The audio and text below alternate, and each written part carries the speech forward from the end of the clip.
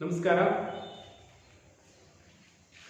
9ನೇ ತರಗತಿಯ ಸಮಾಜ ವಿಜ್ಞಾನ ವಿಷಯಕ್ಕೆ ಸಂಬಂಧಪಟ್ಟಂತೆ 9ನೇ ತರಗತಿಯ ವಿದ್ಯಾರ್ಥಿಗಳಿಗೆ ಬೆಳಗಿನ ಶುಭೋದಯಗಳು.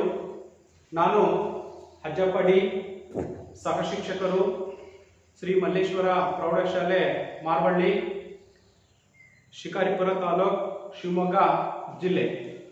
ವಿದ್ಯಾರ್ಥಿಗಳೇ, ಈಗಾಗಲೇ ನಾವು 9ನೇ ತರಗತಿಯ ಸಮಾಜ ವಿಜ್ಞಾನದ ಇತಿಹಾಸದ ಮೊದಲ ಅಧ್ಯಾಯವಾಗಿರ್ತಕ್ಕಂತಹ ಕ್ರೈಸ್ತ ಧರ್ಮ ಮತ್ತು ಇಸ್ಲಾಂ ಧರ್ಮವನ್ನ ಹಿಂದಿನ ತರಗತಿಯಲ್ಲಿ ತಿಳ್ಕೊಂಡಿದ್ದೀವಿ. ಎರಡನೇ ಭಾಗವಾಗಿರ್ತಕ್ಕಂತಹ ಸಮಾಜ ವಿಜ್ಞಾನದ ಎರಡನೇ ಭಾಗವಾಗಿರ್ತಕ್ಕಂತಹ ರಾಜ್ಯಶಾಸ್ತ್ರದ ಮೊದಲ ಅಧ್ಯಾಯವಾಗಿರ್ತಕ್ಕಂತಹ ತಿಳಿದುಕೊಳ್ಳುವುದಕ್ಕಿಂತ ಮುಂಚಿತವಾಗಿ ಒಂದು ಚಟುವಟಿಕೆಯನ್ನ ಪ್ರಾರಂಭಿಸುವುದರ ಮೂಲಕ ಯಾವ ಅಧ್ಯಾಯವನ್ನ ನಾವು ಪ್ರಾರಂಭವನ್ನ ಮಾಡ್ತಾ ಇದ್ದೀವಿ ಅನ್ನೋದನ್ನ ಒಂದು ಚಟುವಟಿಕೆ ಮೂಲಕನೇ ಪ್ರಾರಂಭವನ್ನ ಮಾಡೋಣ ಮಕ್ಕಳೇ. ಹಾಗಾದ್ರೆ ಇಲ್ಲಿ ಮೂಲಭೂತ ಹಕ್ಕುಗಳು ಅಂತಕ್ಕಂಥವೇನಿದ್ದಾವೆ, it is the fundamental rights. ಮೂಲಭೂತ ಹಕ್ಕುಗಳನ್ನ ನಾವು ಹೇಗೆ ಪಡೆದುಕೊಳ್ಳಲಾಗಿದೆ, ಯಾರಾದ್ರೂ ಹೇಳ್ತೀರಾ ಮಕ್ಕಳೇ? Yes, very good. ನೀವು ಎಸ್, ವೆರಿ ಗುಡ್. ಮೂಲಭೂತ ಹಕ್ಕುಗಳನ್ನ ನಾವು ಸಾಮಾನ್ಯವಾಗಿ ಯಾವ್ದವ್ರು ಪಡ್ಕೊಂಡಿದ್ದೀವಿ? ಸಂವಿಧಾನ ಅಂತಕ್ಕಂತಹ ಒಂದು ಕೃತಿ ಏನಿದೆ, ಆ ಒಂದು ಸಂವಿಧಾನದಲ್ಲಿ ಸಂಪೂರ್ಣವಾಗಿರ್ತಕ್ಕಂತಹ 6 ಮೂಲಭೂತ ಹಕ್ಕುಗಳನ್ನ ನಾವು ಗಮನಿಸ್ತಾ ಇದ್ದೀವಿ ಮಕ್ಕಳೇ. ಎಲ್ಲರೂ ಕೂಡ ಉತ್ತಮವಾಗಿರ್ತಕ್ಕಂತಹ ಉತ್ತರವನ್ನ ನೀಡಿದ್ದೀರಾ, ಧನ್ಯವಾದಗಳು. ಹಾಗೇನೆ ಎರಡನೇ ಚಟುವಟಿಕೆಯನ್ನು ನಾವು ಗಮನಿಸೋದಾದ್ರೆ, ಈಗ ಒಬ್ಬ ಮಹಾನ್ ನಾಯಕ, ಮಹಾನ್ ವ್ಯಕ್ತಿಯ ಒಂದು ಭಾವಚಿತ್ರ ಅಂತಕ್ಕಂಥದ್ದು ನಿಮ್ಮ ಎದುರಿಗೆ ಬರುತ್ತೆ ಮಕ್ಕಳೇ. ಆ ಒಬ್ಬ ಮಹಾನ್ ನಾಯಕ ಯಾರು ಅಂತಕ್ಕಂಥದ್ದನ್ನ ನೀವು ಗುರುತನ್ನ ಮಾಡಬೇಕು. ಆ ಒಬ್ಬ ವ್ಯಕ್ತಿಯ, ಮಹಾನ್ ವ್ಯಕ್ತಿಯ ಹೆಸರನ್ನ ನೀವು ತಿಳಿಸ್ಬೇಕು ಮಕ್ಕಳೇ. ಈಗ ನಿಮಗೆ ಬರ್ತಾ ಇದೆ, ಗೊತ್ತಾಗಿದೆ ಅನ್ಕೊಂಡಿದ್ದೀರಿ ಮಕ್ಕಳೇ. ಈ ಒಬ್ಬ ಮಹಾನ್ ವ್ಯಕ್ತಿ ಯಾರು ಅನ್ನೋದು ಕೂಡ, ಅಥವಾ ಮಹಾನ್ ನಾಯಕ ಯಾರು ಅನ್ನೋದು ಕೂಡ ನಿಮಗೆ ಗೊತ್ತಾಗಿದೆ. ಯಾರಾದ್ರೂ ಹೇಳ್ತೀರಾ ಮಕ್ಕಳೇ? ಯಾರು ಹೇಳ್ತೀರಾ? Yes, very good. Yes, very good. ಅವರೇ ಡಾಕ್ಟರ್ BR ಅಂಬೇಡ್ಕರ್. ಸಂವಿಧಾನದ ಶಿಲ್ಪಿ ಅಂತಲೂ ಕೂಡ ನಾವು ಇವರನ್ನ ಕರಿತೀವಿ ಮಕ್ಕಳೇ. ಇವರೇ ಭಾರತದ ಸಂವಿಧಾನವನ್ನ ರಚನೆ ಮಾಡಿರ್ತಕ್ಕಂಥದ್ದನ್ನು ಕೂಡ ನಾವು ಗಮನಿಸ್ತಾ ಇದ್ದೀವಿ ಮಕ್ಕಳೇ. ಹಾಗೇನೆ ಎಲ್ಲರೂ ಕೂಡ ಈ ಒಬ್ಬ ಮಹಾನ್ ವ್ಯಕ್ತಿಯ ಭಾವಚಿತ್ರವನ್ನ ಗುರುತಿಸಿದ್ದೀರಾ, ಧನ್ಯವಾದಗಳು. ಹಾಗೇನೆ ಇನ್ನೊಂದು ಚಟುವಟಿಕೆಯನ್ನು ನಾವು ನೋಡೋದಾದ್ರೆ ಮಕ್ಕಳೇ, ಸರ್ವೇ ಸಾಮಾನ್ಯವಾಗಿ ಭಾರತದ ರಾಜಧಾನಿ ದೆಹಲಿ ಅಂತಕ್ಕಂಥದ್ದೇನಿದೆ, ಈ ದೆಹಲಿಯಲ್ಲಿ ಇರ್ತಕ್ಕಂಥ ಒಂದು ಮಹಾನ್ ಕಟ್ಟಡ, ಆ ಕಟ್ಟಡದ ಒಂದು ಭಾವಚಿತ್ರವನ್ನ ನಿಮಗೆ ತೋರಿಸ್ತಾ ಇದ್ದೀನಿ ಮಕ್ಕಳೇ. ಆ ಒಂದು ಕಟ್ಟಡದ ಹೆಸರು ಏನು ಅನ್ನೋದನ್ನ ನೀವು ಹೇಳ್ಬೇಕು. ಕಾಣಿಸ್ತಾ ಇದೆಯಾ ಮಕ್ಕಳೇ? ಕಾಣಿಸ್ತಾ ಇದೆಯಲ್ವಾ ಎಲ್ಲರಿಗೂ? ಎಸ್, ಯಾರು ಹೇಳ್ತೀರಾ? Yes, very good. ಮತ್ತೆ ಎಸ್, ಗೊತ್ತಾಯ್ತಾ ಮಕ್ಕಳೇ? ಯಾವುದು ಈ ಕಟ್ಟಡ ಅಂತಕ್ಕಂಥದ್ದು? ಇದು ಎಲ್ಲಿ ಬರುತ್ತೆ? ಎಸ್, ದೆಹಲಿಯಲ್ಲಿ ಬರ್ತಕ್ಕಂಥದ್ದು. ಏನಂತ ಕರಿತೀವಿ ಇದನ್ನ? ಸಂಸತ್ ಭವನ. ಏನಂತ ಕರಿತೀವಿ ಮಕ್ಕಳೇ? ಸಂಸತ್ ಭವನ. Very good. ಎಲ್ಲಾ ವಿದ್ಯಾರ್ಥಿಗಳು ಕೂಡ ಈ ಒಂದು ಚಿತ್ರವನ್ನ ಗುರುತಿಸಿದ್ದೀರಾ, ಯಾವ ಸ್ಥಳ ಅಂತಕ್ಕಂಥದ್ದನ್ನು ಕೂಡ ನೀವು ಗುರುತಿಸಿದ್ದೀರಾ. ನಿಮ್ಮೆಲ್ಲರಿಗೂ ಕೂಡ ಧನ್ಯವಾದಗಳನ್ನ ಹೇಳುವುದರ ಮೂಲಕ, ಹಾಗಾದ್ರೆ ಈ ದಿನ ನಾವು ರಾಜ್ಯಶಾಸ್ತ್ರದ ಮೊದಲ ಅಧ್ಯಾಯವಾಗಿರ್ತಕ್ಕಂತಹ ನಮ್ಮ ಸಂವಿಧಾನ, ಇಂಡಿಯನ್ ಕಾನ್ಸ್ಟಿಟ್ಯೂಷನ್, ಭಾರತದ ಸಂವಿಧಾನ ಅಂತಕ್ಕಂಥದ್ದೇನಿದೆ, ಈ ಒಂದು ಸಂವಿಧಾನವನ್ನ ನಾವು ಇವತ್ತು ಈ ಒಂದು ತರಗತಿಯಲ್ಲಿ ಅಧ್ಯಯನವನ್ನ ಮಾಡಬೇಕಾಗುತ್ತೆ ಮಕ್ಕಳೇ. ಹಾಗಾದ್ರೆ ಈ ಒಂದು ಸಂವಿಧಾನದಲ್ಲಿ ಬರ್ತಕ್ಕಂತಹ ಪ್ರಮುಖ ಕಲಿಕಾಂಶಗಳು, ಸಂವಿಧಾನದಲ್ಲಿ ಬರ್ತಕ್ಕಂತಹ ಪ್ರಮುಖ ಕಲಿಕಾಂಶಗಳು ಯಾವ್ಯಾವ ಅನ್ನೋದನ್ನ ನೋಡೋದಾದ್ರೆ, ಈ ಒಂದು ಪಾಠದ ಪ್ರಮುಖ ಕಲಿಕಾಂಶಗಳನ್ನು ನಾವು ಗಮನಿಸೋದಾದ್ರೆ, ಮೊದಲಾಗಿರ್ತಕ್ಕಂಥದ್ದು ಸಂವಿಧಾನದ ರಚನೆ ಅಂತಕ್ಕಂಥದ್ದು. ಸಂವಿಧಾನ ಅಂತಕ್ಕಂಥದ್ದು ಹೇಗೆ ರಚನೆ ಆಯಿತು, ಹಾಗೇನೆ ಎರಡನೇದಾಗಿರ್ತಕ್ಕಂಥದ್ದು ಸಂವಿಧಾನದ ಕರಡು ಸಮಿತಿ. ಸಂವಿಧಾನದ ಕರಡು ಸಮಿತಿ ಅಂತಕ್ಕಂಥದ್ದು. ಇನ್ನು ಮೂರನೇದಾಗಿರ್ತಕ್ಕಂಥದ್ದು ಸಂವಿಧಾನದ ಪ್ರಾಮುಖ್ಯತೆ, ಕಾನ್ಸ್ಟಿಟ್ಯೂಷನ್ ಆಫ್ ಇಂಪಾರ್ಟೆನ್ಸ್, ಸಂವಿಧಾನದ ಪ್ರಾಮುಖ್ಯತೆಯನ್ನು ತಿಳಿತಕ್ಕಂಥದ್ದು. ಹಾಗೆಯೇ ಸಂವಿಧಾನದ ಪ್ರಸ್ತಾವನೆ. ಈ 4 ಅಂಶಗಳಂತಕ್ಕಂಥದನ್ನ ನಾವು ಈ ಒಂದು ಅಧ್ಯಾಯದಲ್ಲಿ ಕಾಣ್ತಾ ಇದ್ದೀವಿ ಮಕ್ಕಳೇ. ಅರ್ಥ ಆಗಿದೆ ಅಂದ್ಕೊಂಡಿದ್ದೀನಿ. ಈ ಒಂದು ಸಂವಿಧಾನ ಅಂತಕ್ಕಂತಹ ಒಂದು ಪಾಠದಲ್ಲಿ ಬರ್ತಕ್ಕಂತಹ ಪ್ರಮುಖ ಕಲಿಕಾಂಶಗಳು ಯಾವುವು ಅನ್ನೋದಾದ್ರೆ, ಸಂವಿಧಾನದ ರಚನೆ ಅಂತಕ್ಕಂಥದ್ದು ಹೇಗಾಯ್ತು, ಹಾಗೇನೆ ಸಂವಿಧಾನದ ಕರಡು ಸಮಿತಿ ಅಂತಕ್ಕಂಥದ್ದು ಹೇಗೆ ರಚನೆ ಆಯ್ತು, ಹಾಗೇನೆ ಸಂವಿಧಾನದ ಪ್ರಾಮುಖ್ಯತೆ ಏನಂತಕ್ಕಂಥದ್ದು, ಇನ್ನು ಕೊನೆಯದಾಗಿರ್ತಕ್ಕಂಥದ್ದು ಸಂವಿಧಾನದ ಪ್ರಸ್ತಾವನೆ. ಈ ಒಂದು 4 ಅಂಶಗಳನ್ನ ಈ ಒಂದು ಅಧ್ಯಾಯ, ಯಾವ ಅಧ್ಯಾಯ, ನಮ್ಮ ಸಂವಿಧಾನ ಅಂತಕ್ಕಂಥದ್ದು ಒಳಗೊಂಡಿರ್ತಕ್ಕಂಥದ್ದನ್ನ ಕೂಡ ನಾವು ಕಾಣಬಹುದು ಮಕ್ಕಳೇ. ಅರ್ಥ ಆಗಿದೆಯಲ್ವಾ? ಈ 4 ಅಂಶಗಳನ್ನ ನಾವು ಈಗ ತಿಳ್ಕೊಳ್ತಕ್ಕಂಥದ್ದು. ಹಾಗಾದ್ರೆ ಇಲ್ಲಿ ಒಂದು ಸರಳವಾಗಿರ್ತಕ್ಕಂಥ ಪ್ರಶ್ನೆ ಮಕ್ಕಳೇ ನಿಮಗೆ. ಈಗಾಗಲೇ 8ನೇ ತರಗತಿಯಲ್ಲಿ ನೀವು ರಾಜ್ಯಶಾಸ್ತ್ರ ಅಂದ್ರೆ ಏನನ್ನೋದನ್ನು ಕೂಡ ತಿಳ್ಕೊಂಡಿದ್ದೀರಾ. ಹಾಗಾದ್ರೆ ರಾಜ್ಯಶಾಸ್ತ್ರ ಎಂದರೇನು ಯಾರಾದ್ರೂ ಹೇಳ್ತೀರಾ? Yes, very good. ನೀವು ವೆರಿ ಗುಡ್. ರಾಜ್ಯಶಾಸ್ತ್ರ ಅಂದ್ರೆ ರಾಜ್ಯಗಳ ಬಗ್ಗೆ ಅಧ್ಯಯನವನ್ನ ಮಾಡ್ತಕ್ಕಂಥದ್ದು, ರಾಜಕೀಯದ ಬಗ್ಗೆ ಅಧ್ಯಯನವನ್ನ ಮಾಡ್ತಕ್ಕಂಥದ್ದು ಅಂತಲೂ ಕೂಡ ನಾವು ಕರಿತೀವಿ ಮಕ್ಕಳೇ. ಹಾಗಾದ್ರೆ ರಾಜ್ಯಶಾಸ್ತ್ರದ ಪಿತಾಮಹ, ರಾಜ್ಯಶಾಸ್ತ್ರದ ಪಿತಾಮಹ ಅಂತ ನಾವು ಯಾರನ್ನ ಕರಿತೀವಿ? Yes, very good, Aristotle. Aristotle ರವರನ್ನ ರಾಜ್ಯಶಾಸ್ತ್ರದ ಪಿತಾಮಹ ಅಂತ ಕರಿತೀವಿ. ಹಾಗಾದ್ರೆ ಈ ಒಂದು ಅವಧಿಯಲ್ಲಿ ನಾವು ನಮ್ಮ ಸಂವಿಧಾನ ಅಂದ್ರೆ ಭಾರತದ ಸಂವಿಧಾನ ಅಂತಕ್ಕಂಥದ್ದು ನಾವು ಗಮನಿಸಬೇಕಾಗಿರ್ತಕ್ಕಂಥದ್ದು ಮಕ್ಕಳೇ. ಈಗ ಆಲ್ರೆಡಿ ನಿಮಗೆ ಗೊತ್ತಾಗಿದೆ 4 ಅಂಶಗಳನ್ನ ಒಳಗೊಂಡಿರ್ತಕ್ಕಂಥದ್ದು. ಹಾಗಾದ್ರೆ ಏನು ಭಾರತ ಅಂತಕ್ಕಂಥದ್ದಿದೆ, 1947 ಆಗಸ್ಟ್ 15ರಂದು ನಾವು ಸಂಪೂರ್ಣವಾಗಿರ್ತಕ್ಕಂಥ ಸ್ವಾತಂತ್ರ್ಯವನ್ನ ಪಡ್ಕೊಂಡಂತ ಸಂದರ್ಭದಲ್ಲಿ ಭಾರತ ಹಲವಾರು ಸಮಸ್ಯೆಗಳನ್ನ, ಇಟ್ ಇಸ್ ದ ಪ್ರಾಬ್ಲಮ್ಸ್, ಹಲವಾರು ಸಮಸ್ಯೆಗಳನ್ನ ಅದು ಎದುರಿಸ್ತಾ ಬಂತು. ಹೌದಲ್ವಾ ಮಕ್ಕಳೇ? ಹೌದು ತಾನೆ? ಅದಕ್ಕಿಂತ ಮುಂಚೆ 300ರಿಂದ 400 ವರ್ಷಗಳ ಕಾಲ ಬ್ರಿಟಿಷರ ಅಧೀನದಲ್ಲಿದ್ದಂತಹ ಭಾರತದ ಸ್ಥಿತಿಗತಿ ಹೇಗಿತ್ತು, ನಂತರ ನಾವು ಸ್ವಾತಂತ್ರ್ಯವನ್ನ ಪಡ್ಕೊಂಡಾಗ ಅಂದ್ರೆ 1947 ಆಗಸ್ಟ್ 15ರಂದು ಏನ್ ಸ್ವಾತಂತ್ರ್ಯವನ್ನ ಪಡ್ಕೊಂಡ್ವಿ, ಆ ಒಂದು ಸಂದರ್ಭದಲ್ಲಿ ಭಾರತ ಎದುರಿಸುತ್ತಿರ್ತಕ್ಕಂತಹ ಸಮಸ್ಯೆಗಳು ಏನು ಅಥವಾ ಸವಾಲುಗಳು ಏನು ಅನ್ನೋದನ್ನ ನಾವು ಗಮನಿಸಬೇಕು ಮಕ್ಕಳೇ. ಹಾಗಾದ್ರೆ ಒಂದೊಂದಾಗಿ ನಾವು ಪಟ್ಟಿಯನ್ನ ಮಾಡ್ತಾ ಹೋದಾಗ ಭಾರತ ಎದುರಿಸಿದ ಸವಾಲುಗಳನ್ನು ನಾವು ಗಮನಿಸಿದಾಗ ಒಂದೊಂದನ್ನೇ ನಾವು ತಿಳ್ಕೊಳ್ಳೋಣ. ಒಂದು, ವಲಸೆ ಬಂದ ನಿರಾಶ್ರಿತರಿಗೆ ಪುನರ್ವಸತಿಯನ್ನ ಕಲ್ಪಿಸ್ತಕ್ಕಂಥದ್ದು. ನೋಡಿ, ಮೊದಲನೇದಾಗಿರ್ತಕ್ಕಂಥದ್ದು ಏನು, ವಲಸೆ ಬಂದ ನಿರಾಶ್ರಿತರಿಗೆ ವಸತಿಯನ್ನ ಅಥವಾ ಪುನರ್ವಸತಿಯನ್ನ ಕಲ್ಪಿಸ್ತಕ್ಕಂಥದ್ದು. ಯಾವಾಗ ದೇಶ ಅಂತಕ್ಕಂಥದ್ದು ಇಬ್ಬಾಗವಾಯಿತು, 1947 ಆಗಸ್ಟ್ 15ರಂದು ಭಾರತಕ್ಕೆ ಸಂಪೂರ್ಣವಾಗಿರ್ತಕ್ಕಂಥ ಸ್ವಾತಂತ್ರ್ಯ ಅಂತಕ್ಕಂಥದ್ದು ಬಂತು. ಆ ಒಂದು ಸಂದರ್ಭದಲ್ಲಿ ದೇಶ ಅಂತಕ್ಕಂಥದ್ದು ಏನಾಯ್ತು, ಇಬ್ಬಾಗವಾಯಿತು. ಹೇಗೆ?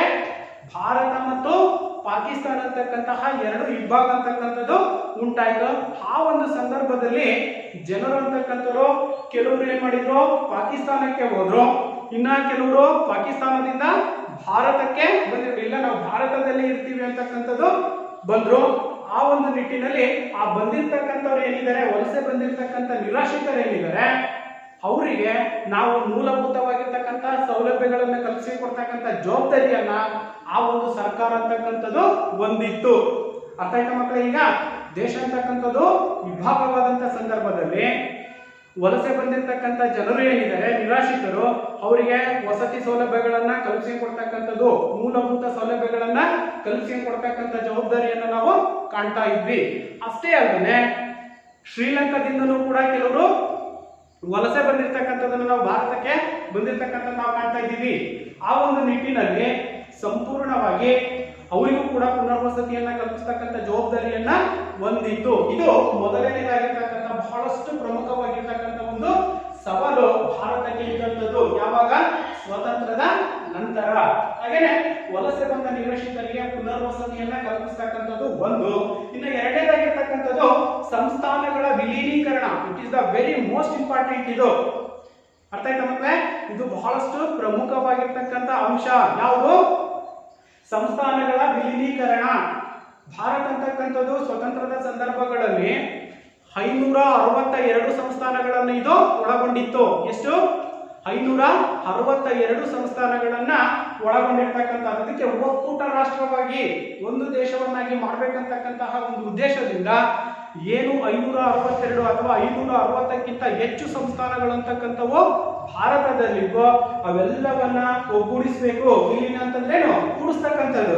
ಆ ಕೂಡಿಸ್ತಕ್ಕಂಥ ಒಂದು ಜವಾಬ್ದಾರಿಯನ್ನು ಹೊತ್ತಿರ್ತಕ್ಕಂಥವ್ರೆ ಸರ್ದಾರ್ ವಲ್ಲಭಾಯ್ ಪಟೇಲ್ ರವರು.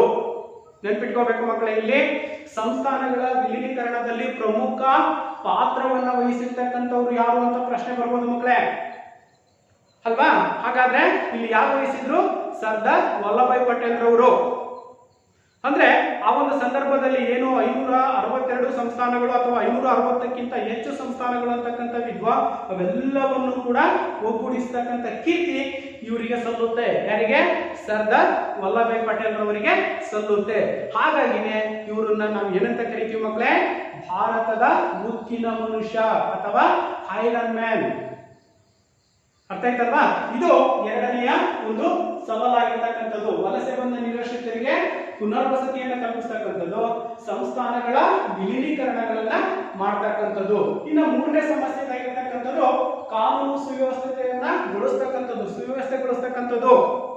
ಕಾನೂನು ಅಂತಕ್ಕಂಥವೇನಿದಾವೆ ಹಾಗೆ ತಾನೇ ಇನ್ನ ನಮ್ಮ ದೇಶ ಅಂತಕ್ಕಂಥದ್ದು ಸ್ವತಂತ್ರವನ್ನ ಪಡ್ಕೊಂಡಿತ್ತು. ತನ್ನದೇ ಆಗಿರ್ತಕ್ಕಂಥ ಕಾನೂನುಗಳಂತಕ್ಕಂಥವನ್ನ ರಚನೆ ಮಾಡ್ಕೋಬೇಕಾಗಿತ್ತು.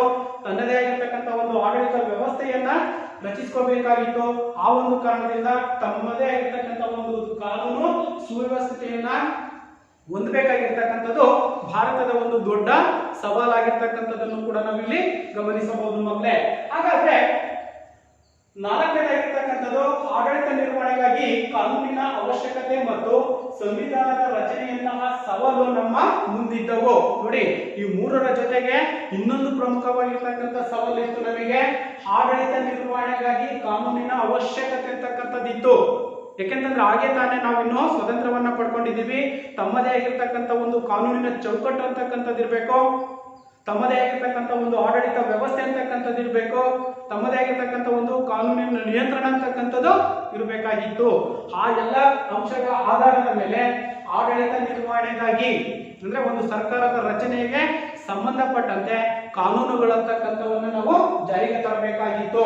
ಆ ಒಂದು ಅವಶ್ಯಕತೆ ಬಹಳಷ್ಟು ನಮಗೆ ಇತ್ತು. ಹಾಗೇನೆ ಸಂವಿಧಾನ ರಚನೆಯಂತಹ ಸವಾಲು. ಯಾಕಂತಂದ್ರೆ ಸಂವಿಧಾನ ಅಂತಕ್ಕಂಥದ್ದನ್ನ ನಾವು ರಚನೆ ಮಾಡ್ಕೊಂಡಿದ್ದೆ ಆದ್ರೆ ಸಂವಿಧಾನದ ಆ ಒಂದು ಅಧೀನದಲ್ಲಿನೇ ಕಾನೂನುಗಳಂತಕ್ಕಂಥವು ರಚನೆ ಮಾಡ್ಕೊಂಡು ಉತ್ತಮವಾಗಿರ್ತಕ್ಕಂತಹ ಒಂದು ಆಡಳಿತ ವ್ಯವಸ್ಥೆಯನ್ನು ರೂಪಿಸಿಕೊಳ್ಳಿಕ್ಕೆ ಸಾಧ್ಯ ಆಗ್ತಿತ್ತು ಮಕ್ಕಳೇ. ಇಷ್ಟು ಪ್ರಮುಖವಾಗಿರ್ತಕ್ಕಂಥ 4 ಸ್ವತಂತ್ರದ ನಂತರ ಭಾರತ ಎದುರಿಸಿರ್ತಕ್ಕಂತಹ ಸವಾಲುಗಳನ್ನು ನಾವು ಇಲ್ಲಿ ಗಮನಿಸ್ತಾ ಇದ್ದೀವಿ ಮಕ್ಕಳೇ. ಅರ್ಥ ಆಯ್ತಲ್ವಾ? ಮೊದಲನೇದಾಗಿರ್ತಕ್ಕಂಥದ್ದು ವಲಸೆ ಬಂದ ನಿರಾಶ್ರಿತರಿಗೆ ಪುನರ್ವಸತಿಯನ್ನ ಕಲ್ಪಿಸ್ತಕ್ಕಂಥದ್ದು. ಹಾಗೇನೆ ಎರಡನೇದಾಗಿರ್ತಕ್ಕಂಥದ್ದು ಸಂಸ್ಥಾನಗಳ ವಿಲೀನೀಕರಣ. ಮೂರನೇದು ಕಾನೂನು ಸುವ್ಯವಸ್ಥೆಯನ್ನ ಗೊಳಿಸ್ತಕ್ಕಂಥದ್ದು. ಇನ್ನ ಆಡಳಿತ ನಿರ್ವಹಣೆಗಾಗಿ ಕಾನೂನಿನ ಅವಶ್ಯಕತೆ ಮತ್ತು ಸಂವಿಧಾನದ ರಚನೆಯಂತಹ ಸವಾಲುಗಳು ನಮ್ಮ ಮುಂದೆ ಇರ್ತಕ್ಕಂಥದ್ದನ್ನು ಕೂಡ ನಾವು ಗಮನಿಸ್ತಾ ಇದ್ದೀವಿ. ಅರ್ಥ ಆಯ್ತಾ ಮಕ್ಕಳು? ಈಗ ಅರ್ಥ ಆಯ್ತಲ್ಲ ಏನು ಭಾರತ ಎದುರಿಸಿರ್ತಕ್ಕಂತಹ ಸವಾಲುಗಳನ್ನು ನಾವು ಇಲ್ಲಿಯವರೆಗೆ ತಿಳ್ಕೊಂಡಿದ್ದೀವಿ ಮಕ್ಕಳೇ. ಹಾಗಾದ್ರೆ ನೆಕ್ಸ್ಟ್ ನಾವು ಮುಂದೆ ಬರೋದಾದ್ರೆ ಸಂವಿಧಾನ. What is the meaning of Indian constitution ಅಥವಾ ಭಾರತದ ಸಂವಿಧಾನ ಅಥವಾ ಸಂವಿಧಾನ ಎಂದರೇನು? ಅರ್ಥ ಆಯ್ತಾ ಮಕ್ಕಳೇ? ನಮಗೆ ಮೇನ್ ಆಗಿ ಬೇಕಾಗಿರ್ತಕ್ಕಂಥದ್ದು ಯಾವುದು? ಈ ಒಂದು ಸಂವಿಧಾನದ ರಚನೆ ಅಲ್ವಾ? ಹಾಗಾಗಿ ಉತ್ತಮವಾಗಿರ್ತಕ್ಕಂಥ ಕಾನೂನುಗಳಂತಕ್ಕಂಥವು ಇರ್ಬೇಕು ಅನ್ನೋದಾದ್ರೆ ಈ ಒಂದು ಸಂವಿಧಾನದಲ್ಲಿ ನಾವು ಕಾಣಲಿಕ್ಕೆ ಸಾಧ್ಯತೆ ಇದೆ. ಹಾಗಾದ್ರೆ ಸಂವಿಧಾನ ಎಂದರೇನು ಹೇಳ್ತೀರಾ? Yes, very good. ನೋಡೋಣ ಏನಿದೆ. ಸಂವಿಧಾನ ಎಂದರೆ ಒಂದು ರಾಷ್ಟ್ರದ ಮೂಲಭೂತ ಕಾನೂನನ್ನು. ಸಂವಿಧಾನ ಎಂದರೆ ಒಂದು ರಾಷ್ಟ್ರದ ಮೂಲಭೂತ ಕಾನೂನನ್ನು ಸಂವಿಧಾನ ಎಂದು ಕರೆಯಲಾಗುತ್ತದೆ. ಇಲ್ಲಿ ನಿಮಗೆ ಒಂದು ಅಂಕದ ಪ್ರಶ್ನೆಯನ್ನ ಕೇಳಬಹುದು ಮಕ್ಕಳೇ. ಅವರು ಸಂವಿಧಾನ ಎಂದರೇನು? ಒಂದು ರಾಷ್ಟ್ರದ ಮೂಲಭೂತ ಕಾನೂನುಗಳು ಅಂತಕ್ಕಂಥವೇನಿದಾವೆ, ಈ ಒಂದು ಮೂಲಭೂತ ಕಾನೂನುಗಳನ್ನೇ ನಾವೇನಂತ ಕರಿತೀವಿ, ಸಂವಿಧಾನ ಎಂಬುದಾಗಿ ಕರೆಯಲಾಗುತ್ತದೆ.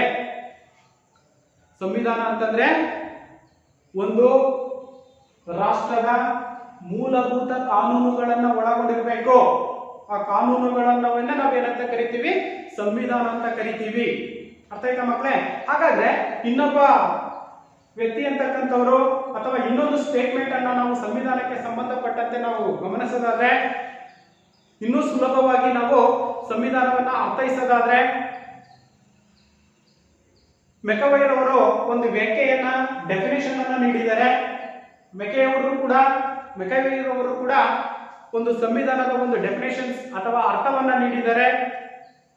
ಏನಪ್ಪ ಅಂತಂದ್ರೆ, ರಾಜ್ಯಗಳನ್ನ ನಿಯಂತ್ರಿಸುವ ಕಾನೂನುಗಳೇ ಸಂವಿಧಾನ. ಮೆಕವೈರ್ ಅವರ ಪ್ರಕಾರ ಸಂವಿಧಾನ ಅನ್ನೋದನ್ನ ನಾವು ಗಮನಿಸೋದಾದ್ರೆ ಏನಂತ ಡೆಫಿನೇಷನ್ ಅನ್ನ ಕೊಟ್ಟಿದ್ದಾರೆ ಅವರು, ಮೆಕವೈರ್ ಅವರು? ಕಾನೂನುಗಳನ್ನ ನಿಯಂತ್ರಿಸ್ತಕ್ಕಂಥದ್ದು, ರಾಜ್ಯಗಳ ಕಾನೂನುಗಳನ್ನ ನಿಯಂತ್ರಿಸ್ತಕ್ಕಂಥದ್ದು ಏನಿದೆ ಅದನ್ನೇ ನಾವು ಏನಂತ ಕರಿತೀವಿ, ಸಂವಿಧಾನ ಅಂತ ಕರಿತೀವಿ. ಎಷ್ಟು ಸರಳವಾಗಿ ಹೇಳಿದ್ದಾರೆ ನೋಡ್ರಿ ಅವರು. ರಾಜ್ಯಗಳನ್ನ ನಿಯಂತ್ರಿಸುವ ಕಾನೂನುಗಳೇ ಸಂವಿಧಾನ. ಸರಳವಾಗಿರ್ತಕ್ಕಂಥದ್ದು. ಅಲ್ಲೂ ಕೂಡ ಅದನ್ನೇ ಹೇಳಿರೋದು, ಒಂದು ರಾಷ್ಟ್ರದ ಮೂಲಭೂತ ಕಾನೂನು ಅಂತಕ್ಕಂಥದ್ದೇನಿದೆ, ಈ ಒಂದು ಕಾನೂನನ್ನೇ ನಾವೇನಂತ ಕರಿತೀವಿ, ಸಂವಿಧಾನ ಅಂತ ಕರಿತೀವಿ. ಅದೇ ನಿಟ್ಟಿನಲ್ಲಿ ಇವರು ಕೂಡ, ಮೆಕವೈರ್ ಅವರು ಕೂಡ ತಮ್ಮ ವ್ಯಾಖ್ಯೆಯನ್ನ ನೀಡಿದರೆ, ರಾಜ್ಯಗಳನ್ನ ನಿಯಂತ್ರಿಸುವ ಕಾನೂನುಗಳೇ ಸಂವಿಧಾನ. ನೋಡಿ ಎಷ್ಟು ಚೆನ್ನಾಗಿ ಸರಳವಾಗಿರ್ತಕ್ಕಂಥ ಒಂದು ಡೆಫಿನೇಷನ್ ಅನ್ನು ಅವರು ನೀಡಿರ್ತಕ್ಕಂಥದ್ದನ್ನ ಸಂವಿಧಾನದ ಬಗ್ಗೆ ಕಾಣ್ತಾ ಇದ್ದೀವಿ ಮಕ್ಕಳೇ. ಹಾಗಾದ್ರೆ ನಂತರ ಸಂವಿಧಾನದ ಪ್ರಾಮುಖ್ಯತೆ ಏನು? ಇಲ್ಲಿಯವರೆಗೆ ಅರ್ಥ ಆಯ್ತು ನಮಗೆ. ಭಾರತ ಎದುರಿಸಿರ್ತಕ್ಕಂಥ ಸವಾಲುಗಳು ಅಂದ್ರೆ ಏನು ಅಂತ ಅರ್ಥ ಆಯ್ತು. ಹಾಗೇನೆ ಸಂವಿಧಾನ ಅಂದ್ರೆ ಏನು ಅಂತಕ್ಕಂಥದ್ದು ಕೂಡ ನಮಗೆ ಅರ್ಥ ಆಯ್ತು ಮಕ್ಕಳೇ. ಹಾಗಾದ್ರೆ ಸಂವಿಧಾನದ ಪ್ರಾಮುಖ್ಯತೆ ಏನು? ಸಂವಿಧಾನದ ನಮಗೆ ಅವಶ್ಯಕತೆ ಅಂತಕ್ಕಂಥದ್ದು ಇದೆಯಾ? ಏನೆಲ್ಲ ಪ್ರಾಮುಖ್ಯತೆಯನ್ನ ಅದು ಒಳಗೊಂಡಿದೆ ಅನ್ನೋದನ್ನ ನಾವು ಗಮನಿಸೋದಾದ್ರೆ ಮಕ್ಕಳೇ, ಇಲ್ಲಿ ಮೊದಲಾಗಿರ್ತಕ್ಕಂಥದ್ದು ಸಂವಿಧಾನವು ಆಡಳಿತ ವ್ಯವಸ್ಥೆಗೆ ಚೌಕಟ್ಟನ್ನ ಒದಗಿಸುತ್ತದೆ. ನೋಡಿ, ಮೊದಲನೇ ಪ್ರಾಮುಖ್ಯತೆಯಲ್ಲಿ ಏನ್ ಹೇಳ್ತಾ ಇದ್ದಾರೆ ಅವರು, ಸಂವಿಧಾನವು ಆಡಳಿತ ವ್ಯವಸ್ಥೆಗೆ ಒಂದು ಚೌಕಟ್ಟು. ಏನು, ರಾಜ್ಯ ಸರ್ಕಾರ ಆಗಿರ್ಬೋದು, ಕೇಂದ್ರ ಸರ್ಕಾರ ಆಗಿರ್ಬೋದು, ಅಥವಾ ಸ್ಥಳೀಯ ಸರ್ಕಾರಗಳು ಅಂತ ನಾವೇನ್ ಕರಿತೀವಿ, ಇವು ಆಡಳಿತವನ್ನ ಮಾಡಬೇಕಾದ್ರೆ ಒಂದು ಚೌಕಟ್ಟು, ಒಂದು ಕಾನೂನಿನ ಅಧೀನದಲ್ಲಿನೇ ಆ ಸರ್ಕಾರಗಳು ಅಂತಕ್ಕಂಥವೇನಿದಾವೆ ತಮ್ಮ ಕಾರ್ಯಕಲಾಪಗಳನ್ನ ಮಾಡಬೇಕಾಗುತ್ತೆ. ಅದನ್ನೇ ಇಲ್ಲಿ ಸಂವಿಧಾನವು ಆಡಳಿತ ವ್ಯವಸ್ಥೆಗೆ ಚೌಕಟ್ಟನ್ನು ಒದಗಿಸುತ್ತೆ. ಮೊದಲನೆಯ ಅಂಶ ಅರ್ಥ ಆಯ್ತಾ ಮಕ್ಕಳೇ? ಪ್ರಾಮುಖ್ಯತೆ, ಸಂವಿಧಾನದ ಪ್ರಾಮುಖ್ಯತೆಯಲ್ಲಿ ಮೊದಲನೇದಾಗಿರ್ತಕ್ಕಂಥದ್ದು ಸಂವಿಧಾನವು ಆಡಳಿತ ವ್ಯವಸ್ಥೆಗೆ ಒಂದು ಚೌಕಟ್ಟನ್ನು ಒದಗಿಸುತ್ತೆ. ಒಂದು. ಇನ್ನು ಎರಡನೇದು, ಸಂವಿಧಾನವು ಸರ್ಕಾರ ಮತ್ತು ವ್ಯಕ್ತಿಯ ನಡುವೆ ಉತ್ತಮವಾಗಿರ್ತಕ್ಕಂಥ ಸಂಬಂಧವನ್ನ ಏರ್ಪಡಿಸುತ್ತೆ. ನೋಡಿ, ಮೊದಲನೇ ಪ್ರಾಮುಖ್ಯತೆಯಲ್ಲಿ ಏನ್ ಹೇಳಿದ್ವಿ ನಾವು, ಸಂವಿಧಾನವು ಆಡಳಿತ ವ್ಯವಸ್ಥೆಗೆ ಸಂಬಂಧಪಟ್ಟಂತೆ ಒಂದು ಚೌಕಟ್ಟನ್ನು ಒದಗಿಸಿದ್ರೆ, ಎರಡನೇ ಪ್ರಾಮುಖ್ಯತೆ ಹೇಳ್ತಾ ಇದೆ ಸಂವಿಧಾನವು ಸರ್ಕಾರ ಮತ್ತು ವ್ಯಕ್ತಿಯ ನಡುವಿನ ಒಂದು ಉತ್ತಮವಾಗಿರ್ತಕ್ಕಂಥ ಸಂಬಂಧ. ಯಾಕೆ ಇಲ್ಲಿ ಉತ್ತಮವಾಗಿರ್ತಕ್ಕಂಥ ಸಂಬಂಧವನ್ನ ವ್ಯಕ್ತಿಯ ನಡುವೆ ಅಂತ ನಾವು ಗಮನಿಸ್ತಾ ಇದೀವಿ ಅಂತಂದ್ರೆ, ಭಾರತ ಅಂತಕ್ಕಂಥದ್ದು ಪ್ರಜಾಸತ್ತಾತ್ಮಕವಾಗಿರ್ತಕ್ಕಂಥ ರಾಷ್ಟ್ರ. ಹೌದು ತಾನೆ? ಪ್ರಜೆಗಳಿಂದ ಪ್ರಜೆಗಳಿಗಾಗಿ ಪ್ರಜೆಗಳಿಗೋಸ್ಕರ ಇರುವ ಸರ್ಕಾರವೇ ಪ್ರಜಾಪ್ರಭುತ್ವ. ಅದು ನಾವು ನೆನಪಲ್ಲಿಟ್ಕೋಬೇಕಾಗಿರ್ತಕ್ಕಂಥದ್ದು ಮಕ್ಕಳೇ. ಯಾವುದೇ ಒಂದು ಸರ್ಕಾರವನ್ನ ರಚನೆ ಮಾಡಬೇಕಾದ್ರೂ ಕೂಡ ಅಲ್ಲಿ ಪ್ರಮುಖ ಪಾತ್ರವನ್ನು ವಹಿಸ್ತಕ್ಕಂಥವ್ರು ಯಾರು? ಪ್ರಜೆಗಳು ಅಲ್ವಾ? ಹಾಗಾಗಿ ಸಂವಿಧಾನ ಅಂತಕ್ಕಂಥದ್ದೇನಿದೆ, ಸಂವಿಧಾನವು ಸರ್ಕಾರ ಮತ್ತು ವ್ಯಕ್ತಿಗಳ ನಡುವಿನ ಒಂದು ಉತ್ತಮವಾಗಿರ್ತಕ್ಕಂಥ ಸಂಬಂಧವನ್ನ ಕಲ್ಪಿಸ್ತಕ್ಕಂಥ ಒಂದು ಪ್ರಾಮುಖ್ಯತೆಯನ್ನು ನಾವಿಲ್ಲಿ ಕಾಣ್ತಾ ಇದ್ದೀವಿ ಮಕ್ಕಳೇ. ಇನ್ನು ಮೂರನೇದಾಗಿರ್ತಕ್ಕಂಥದ್ದು ಸರ್ಕಾರ ನಿರ್ವಹಿಸಬೇಕಾಗಿರ್ತಕ್ಕಂತಹ ಕಾರ್ಯಕ್ಕೆ ಮಾರ್ಗಸೂಚಿಯಾಗಿ ಇದು ಕಾರ್ಯವನ್ನ ನಿರ್ವಹಿಸುತ್ತೆ. ನೋಡಿ, ಸಂವಿಧಾನ ಅಂತಕ್ಕಂಥದ್ದೇನಿದೆ, ಸರ್ಕಾರ ರಚನೆಯಾದಂತ ಸಂದರ್ಭದಲ್ಲಿ ಯಾವ ಸರ್ಕಾರ ಅಂತಕ್ಕಂಥದ್ದಲ್ಲಿ ಆಡಳಿತವನ್ನ ಮಾಡ್ತಾ ಇರೋದೋ ಆ ಸರ್ಕಾರಕ್ಕೆ ಬೇಕಾಗಿರ್ತಕ್ಕಂಥ ಒಂದು ಜವಾಬ್ದಾರಿ, ಏನೆಲ್ಲ ಕಾರ್ಯಗಳನ್ನ ನೀವು ಮಾಡಬೇಕು, ಯಾವ ಜವಾಬ್ದಾರಿಗಳನ್ನ ನೀವು ಹೊಂದಬೇಕು, ಉತ್ತಮವಾಗಿರ್ತಕ್ಕಂಥ ಕಾರ್ಯಗಳನ್ನ ನೀವು ಕೈಗೊಳ್ಳಬೇಕು. ಅದನ್ನೇ ಇಲ್ಲಿ ಸರ್ಕಾರ ನಿರ್ವಹಿಸಬೇಕಾದ ಕಾರ್ಯಕ್ಕೆ ಮಾರ್ಗಸೂಚಿಯಾಗಿ ಇದು ಕಾರ್ಯವನ್ನ ನಿರ್ವಹಿಸುತ್ತೆ, ಮಾರ್ಗದರ್ಶನವನ್ನ ಕೊಡುತ್ತೆ. ಸರ್ಕಾರ, ಕೇಂದ್ರ ಸರ್ಕಾರ ಆಗಿರ್ಬೋದು, ರಾಜ್ಯ ಸರ್ಕಾರ ಆಗಿರ್ಬೋದು, ಇವೆರಡಕ್ಕೂ ಕೂಡ ಒಂದು ಮಾರ್ಗದರ್ಶನವನ್ನ ನೀಡ್ತಕ್ಕಂಥದ್ದು. ನಿಮ್ಮ ಕೆಲಸಗಳು ಹೇಗಿರ್ಬೇಕು, ಇಂಥ ಕೆಲಸಗಳನ್ನ ಹೀಗೆ ಮಾಡ್ಬೇಕಂತಕ್ಕಂಥ ಒಂದು ಚೌಕಟ್ಟನ್ನ ಸಂವಿಧಾನ ಅಂತಕ್ಕಂಥದ್ದು ಸರ್ಕಾರಕ್ಕೆ ನೀಡಿರ್ತಕ್ಕಂಥದ್ದನ್ನು ಕೂಡ ನಾವು ಕಾಣ್ತಾ ಇದ್ದೀವಿ ಮಕ್ಕಳೇ. ಹಾಗೇನೆ 4ನೇ ಪ್ರಾಮುಖ್ಯತೆಯನ್ನು ನಾವು ಗಮನಿಸೋದಾದ್ರೆ, ಸರ್ಕಾರದ ಅಂಗಗಳಾಗಿರ್ತಕ್ಕಂಥವು ಏನು ಪ್ರಮುಖವಾಗಿರ್ತಕ್ಕಂತಹ 3 ಅಂಗಗಳೇನಿದ್ದಾವೆ, ಯಾವ್ಯಾವು? ಶಾಸಕಾಂಗ, ಕಾರ್ಯಾಂಗ ಮತ್ತು ನ್ಯಾಯಾಂಗ. ಇವು ಸರ್ಕಾರದ ಪ್ರಮುಖವಾಗಿರ್ತಕ್ಕಂತಹ 3 ಅಂಗಗಳು ಮಕ್ಕಳೇ, ಅಲ್ವಾ? ನಿಮಗೆ ಕೇಳ್ಬೋದು 2 ಅಂಕದ ಪ್ರಶ್ನೆ, ಸರ್ಕಾರದ ಪ್ರಮುಖ ಅಂಗಗಳು ಯಾವುವು ಅಂತೇಳಿ ಬರಿಬೋದಲ್ವಾ? ಎಸ್, ಸರ್ಕಾರದ ಪ್ರಮುಖ ಅಂಗಗಳಾಗಿರ್ತಕ್ಕಂತಹ ಶಾಸಕಾಂಗ, ಕಾರ್ಯಾಂಗ ಮತ್ತು ನ್ಯಾಯಾಂಗ. ಅಂದ್ರೆ ಸರ್ಕಾರದ ಅಂಗಗಳಾದ ಶಾಸಕಾಂಗ, ಕಾರ್ಯಾಂಗ ಹಾಗೂ ನ್ಯಾಯಾಂಗದ ಕಾರ್ಯಗಳನ್ನ ನಿರ್ದೇಶಿಸಿ ಅವುಗಳ ನಡುವೆ ಸಮನ್ವಯವನ್ನ ಸಾಧಿಸತಕ್ಕಂಥದ್ದು 3 ಅಂಗಗಳೇನಿದಾವೆ ಅವುಗಳಿಗೆ ನಿರ್ದೇಶನವನ್ನು ಕೂಡ ಸಂವಿಧಾನ ಅಂತಕ್ಕಂಥದ್ದು ನೀಡ್ತಕ್ಕಂಥದ್ದು. ಸಮನ್ವಯತೆಯನ್ನ 3 ಅಂಗಗಳಿಗೂ ಕೂಡ ಸಮನ್ವಯತೆಯ ಒಂದು ದಾರಿಯನ್ನ ತೋರಿಸ್ತಕ್ಕಂಥ ಒಂದು ಜವಾಬ್ದಾರಿಯನ್ನ ಯಾವುದೊಂದಿರುತ್ತೆ? ಸಂವಿಧಾನ ಅಂತಕ್ಕಂಥದ್ದು ಒಳಗೊಂಡಿರುತ್ತೆ ಮಕ್ಕಳೇ. ಇದು ಪ್ರಮುಖವಾಗಿರ್ತಕ್ಕಂಥ 4ನೇ ಪ್ರಾಮುಖ್ಯತೆ ಅಂತಕ್ಕಂಥದ್ದನ್ನು ಕೂಡ ನಾವಿಲ್ಲಿ ಗಮನಿಸ್ತಾ ಇದ್ದೀವಿ. ಇಷ್ಟು ಪ್ರಮುಖವಾಗಿರ್ತಕ್ಕಂತಹ ಈ ಒಂದು ಸಂವಿಧಾನದ ಪ್ರಾಮುಖ್ಯತೆ ಮಕ್ಕಳೇ. ಅರ್ಥ ಆಯ್ತಲ್ವಾ? ಅರ್ಥ ಆಯ್ತಲ್ಲ? ಎಸ್, ನೋಡೋಣ ಇನ್ನೊಂದ್ಸರಿ. ಸಂವಿಧಾನವು ಆಡಳಿತ ವ್ಯವಸ್ಥೆಗೆ ಚೌಕಟ್ಟನ್ನ ಒದಗಿಸುತ್ತೆ. ಸಂವಿಧಾನವು ಸರ್ಕಾರ ಮತ್ತು ವ್ಯಕ್ತಿಗಳ ನಡುವೆ ಉತ್ತಮವಾಗಿರ್ತಕ್ಕಂಥ ಒಂದು ಸಂಬಂಧವನ್ನು ಕೂಡ ಏರ್ಪಡಿಸುತ್ತೆ. ಹಾಗೆಯೇ ಸರ್ಕಾರ ನಿರ್ವಹಿಸಬೇಕಾದ ಕಾರ್ಯಕ್ಕೆ ಮಾರ್ಗಸೂಚಿಯಾಗಿ ಕಾರ್ಯನಿರ್ವಹಿಸತಕ್ಕಂಥದ್ದನ್ನು ನಾವು ಕಾಣ್ತಾ ಇದ್ದೀವಿ.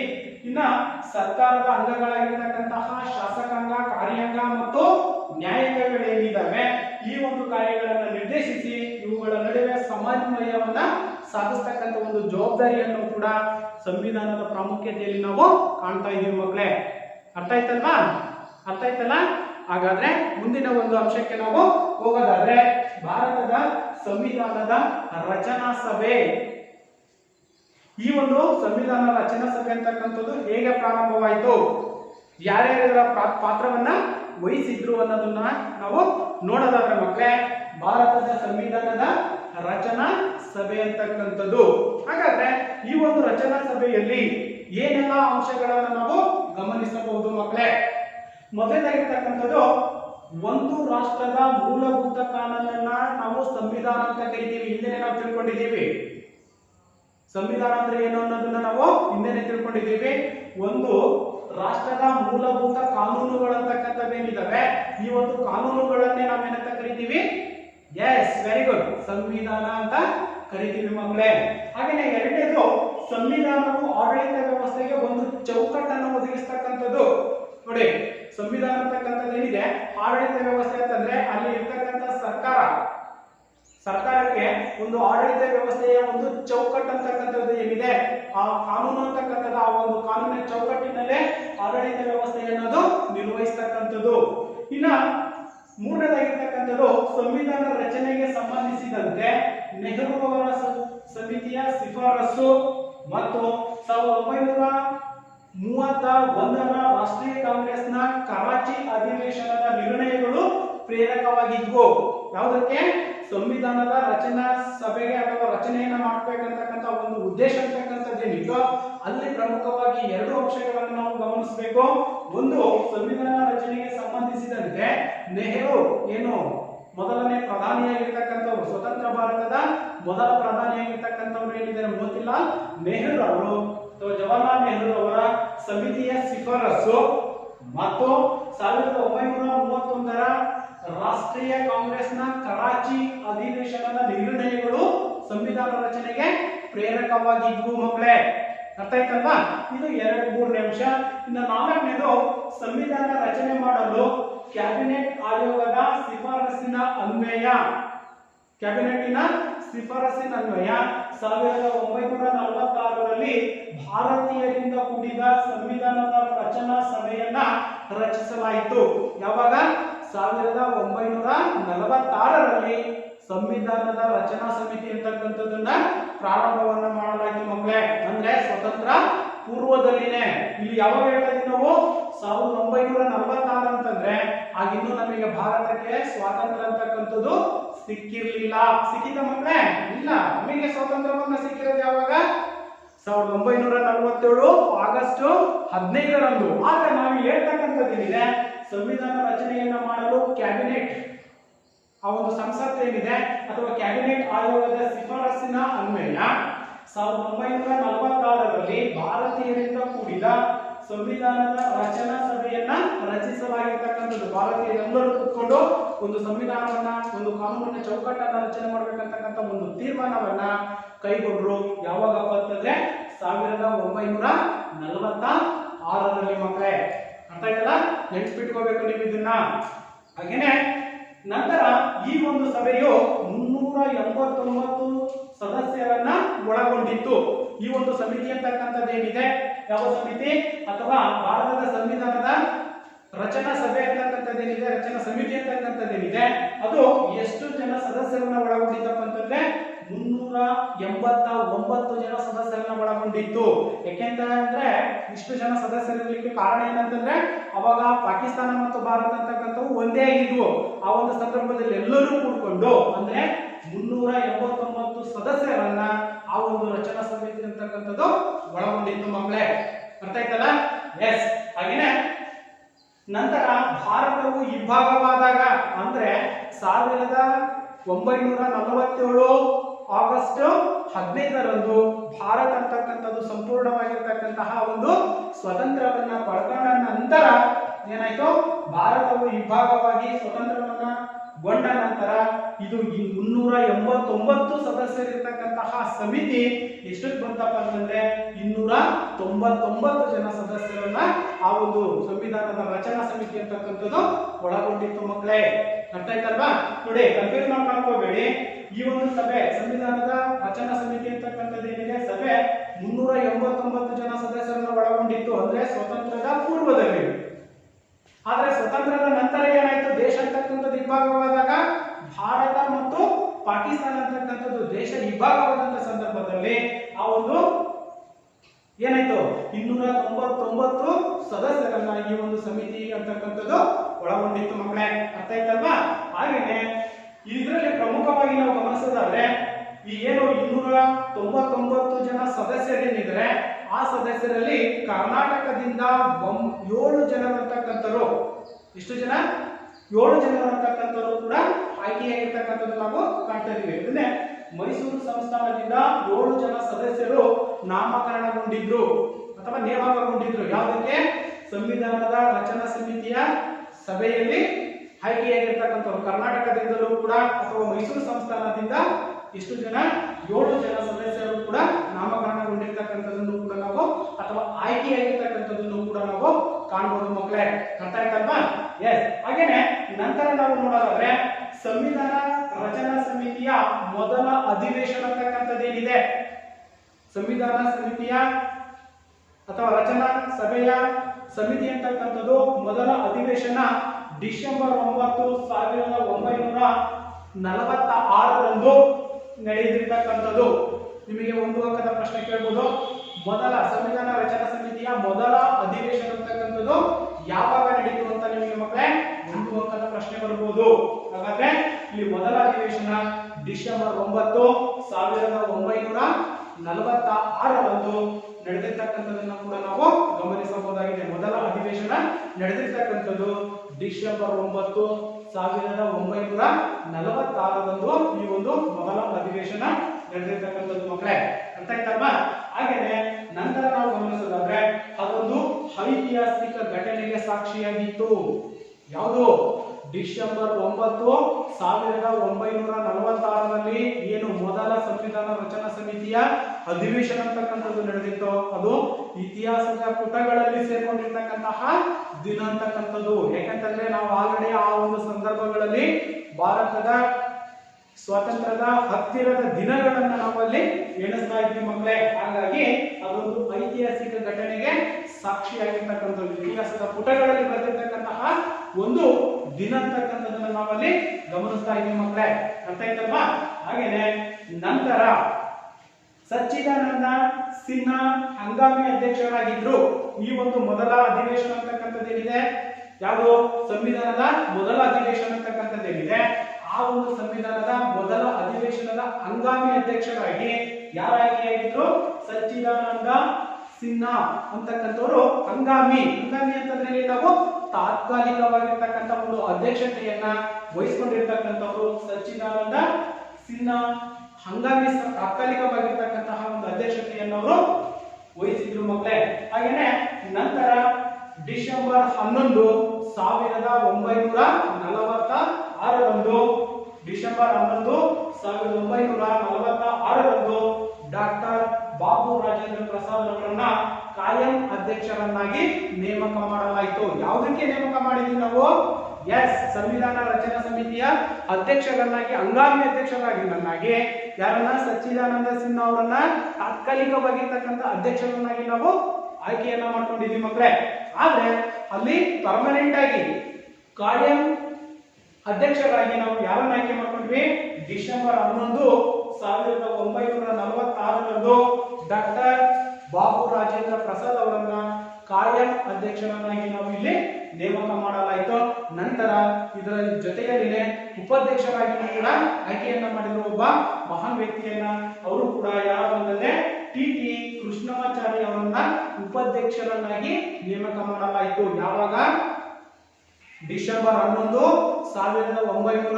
1946 ಡಾಕ್ಟರ್ ಬಾಬು ರಾಜೇಂದ್ರ ಪ್ರಸಾದ್ ಅವರನ್ನ ಈ ಒಂದು ಸಮಿತಿಯ ಅಧ್ಯಕ್ಷರನ್ನಾಗಿ ಆಯ್ಕೆ ಮಾಡಿದ್ರೆ, ಉಪಾಧ್ಯಕ್ಷರನ್ನಾಗಿ ಟಿ.ಟಿ. ಕೃಷ್ಣಮಾಚಾರಿ ಅವರನ್ನ ಉಪಾಧ್ಯಕ್ಷರನ್ನಾಗಿ ಆಯ್ಕೆ ಮಾಡಲಾಯಿತು ಮಕ್ಕಳೇ. ಅರ್ಥ ಆಯ್ತಲ್ವಾ? ಅಧ್ಯಕ್ಷರನ್ನಾಗಿ ಆಯ್ಕೆ ಮಾಡಲಾಯಿತು. ಹಾಗೇನೆ ಸಂವಿಧಾನ ರಚನೆಯಲ್ಲಿ ಅನೇಕರು ಕಾರ್ಯವನ್ನ ಕೂಡ ನಿರ್ವಹಿಸಿರ್ತಕ್ಕಂಥದ್ದನ್ನು ಕೂಡ ನಾವು ಗಮನಿಸ್ತಾ ಇದ್ದೀವಿ. ಸಾಕಷ್ಟು ಜನರು ಅಂತಕ್ಕಂಥವ್ರು ಕೂಡ ಸಂವಿಧಾನದ ರಚನಾ ಸಭೆಯಲ್ಲಿ ಅಥವಾ ಸದಸ್ಯತ್ವವನ್ನು ಹೊಂದಿರತಕ್ಕಂಥದ್ದನ್ನು ಕೂಡ ನಾವು ಕಾಣ್ತಾ ಇದ್ದೀವಿ ಮಕ್ಕಳೇ. ಹಾಗಾದ್ರೆ ಯಾರ್ಯಾರು ಈ ಒಂದು ಸದಸ್ಯರನ್ನ ಒಳಗೊಂಡಿತ್ತು ಆ ಒಂದು ಸಮಿತಿ ಅಂತಕ್ಕಂಥದ್ದನ್ನ ನಾವು ಗಮನಿಸೋದಾದ್ರೆ, ಸಂವಿಧಾನ ರಚನೆಯಲ್ಲಿ ಅನೇಕರು ಕೂಡ ಕಾರ್ಯವನ್ನ ನಿರ್ವಹಿಸಿರ್ತಕ್ಕಂಥದ್ದನ್ನು ನಾವು ಗಮನಿಸಬಹುದು. ಅದರಲ್ಲಿ Jawaharlal Nehru, Sardar Vallabhbhai Patel, doctor B R. Ambedkar, Maulana Abul Kalam Azad, Rajagopalachari, K M. Munshi ಹಾಗೂ ಶ್ರೀಮತಿ ಸರೋಜಿನಿ ನಾಯ್ಡು. ಭಾರತದ ಕೋಗಿಲೆ ಅಂತಾನೆ ಕೂಡ ನಾವು ಇವ್ರನ್ನ ಕರಿತೀವಿ, ಶ್ರೀಮತಿ ಸರೋಜಿನಿ ನಾಯ್ಡು. ಹಾಗೇನೆ ಶ್ರೀಮತಿ ಸುಚೇತಾ ಕೃಪಲಾನಿ, ಇವರು ಕೂಡ ಪ್ರಮುಖರಾಗಿರ್ತಕ್ಕಂತಹ ಒಂದು ಸಮಿತಿಯ ಸದಸ್ಯರಾಗಿ ಆಯ್ಕೆಯನ್ನಗೊಂಡಿದ್ರು. ತದನಂತರ ನಾವು ಇನ್ನೊಂದು ಪ್ರಮುಖವಾಗಿರ್ತಕ್ಕಂಥ ಅಂಶವನ್ನು ಗಮನಿಸಿದೀವಿ ಅಂತ ಹೇಳಿದ್ವಿ. ಏನು? ಮೈಸೂರು ಸಂಸ್ಥಾನದಿಂದ 7 ಜನ ಸದಸ್ಯರಂತಕ್ಕಂಥವ್ರು ಕೂಡ ಆಯ್ಕೆಯಾಗಿರ್ತಕ್ಕಂಥದ್ದನ್ನು ಆ ಒಂದು ಸಮಿತಿಯಲ್ಲಿ ಕಾಣ್ತಾ ಇದ್ವಿ ಮಕ್ಕಳೇ. ಹಾಗಾದ್ರೆ ಅವರು ಮೈಸೂರು ಸಂಸ್ಥಾನದಿಂದ ಆಯ್ಕೆಯಾಗಿರ್ತಕ್ಕಂಥ ಸದಸ್ಯರನ್ನ ನಾವು ಗಮನಿಸೋದಾದ್ರೆ, ಕರ್ನಾಟಕದ ಎಸ್ ನಿಜಲಿಂಗಪ್ಪನವರು, ಇವರು ಚಿತ್ರದುರ್ಗ ಜಿಲ್ಲೆಯವರು. ಹಾಗೇನೆ ಕೆ.ಸಿ. ರೆಡ್ಡಿ ಅವರು, ಹಾಗೇನೆ ಕೆಂಗಲ್ ಹನುಮಂತಯ್ಯ, ಹಾಗೇನೆ ಟೇಕೂರು ಸುಬ್ರಹ್ಮಣ್ಯ ಮೊದಲಾದವರು ಈ ಒಂದು ಪ್ರಮುಖರಾಗಿರ್ತಕ್ಕಂಥವ್ರನ್ನ ನಾವು ಅಂದ್ರೆ ಮೈಸೂರು ಸಂಸ್ಥಾನದಿಂದ ಆಯ್ಕೆಯಾಗಿರ್ತಕ್ಕಂತಹ ಪ್ರಮುಖ ಸದಸ್ಯರುಗಳಾಗಿದ್ರು. ಈ ರೀತಿಯಾಗಿ ಭಾರತದ ಸಂವಿಧಾನದ ರಚನಾ ಸಮಿತಿ ಅಂತಕ್ಕಂಥದ್ದು ಪೂರ್ಣಗೊಂಡಿರ್ತಕ್ಕಂಥದ್ದನ್ನು ಕೂಡ ನಾವು ಗಮನಿಸ್ತಾ ಇದ್ದೀವಿ ಮಕ್ಕಳೇ. ಅರ್ಥ ಆಗಿದೆಯಲ್ವಾ? ಅರ್ಥ ಆಯ್ತಲ್ವಾ?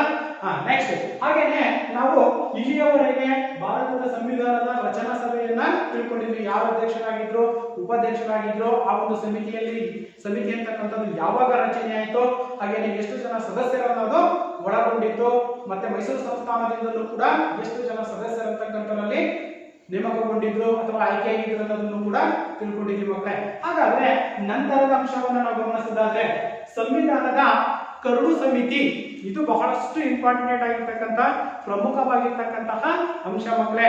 ಯಾವುದು? ಸಂವಿಧಾನದ ಕರಡು ಸಮಿತಿ ಅಂತಕ್ಕಂಥದ್ದು. ಅಂದ್ರೆ ಸಂವಿಧಾನ ಅಂತಕ್ಕಂಥದ್ದು ಹೇಗೆ ರಚನೆ ಆಯಿತು, ಯಾರು ರಚನೆಯನ್ನ ಮಾಡಿದ್ರು, ಎಷ್ಟು ಕಾಲಾವಕಾಶ ಅಂತಕ್ಕಂಥದ್ದು ಬೇಕಾಗಿತ್ತು ಅನ್ನೋದನ್ನ ಸಂಪೂರ್ಣವಾಗಿ ನಾವು ಸಂವಿಧಾನದ ಕರಡು ಸಮಿತಿಯಲ್ಲಿ ನಾವು ಕಾಣ್ತಾ ಇದ್ದೀವಿ ಮಕ್ಕಳೇ. ಈಗಾಗಲೇ ನಮಗೆ ಗೊತ್ತಾಗಿದೆ ಸಂವಿಧಾನದ ರಚನಾಕಾರರು ಯಾರು ಅಂತ ಹೇಳ್ಬಿಟ್ಟು ಡಾಕ್ಟರ್ ಬಿ ಆರ್ ಅಂಬೇಡ್ಕರ್ ಅವರನ್ನ ನಾವು ಕರಿತಾ ಇದ್ವಿ. ಅವರನ್ನು ಏನಂತ ಕರಿತೀವಿ ನಾವು? ಎಸ್, ಶಿಲ್ಪಿ. ಎಂತ ಶಿಲ್ಪಿ? ಹಾ, ಎಸ್, ವೆರಿ ಗುಡ್.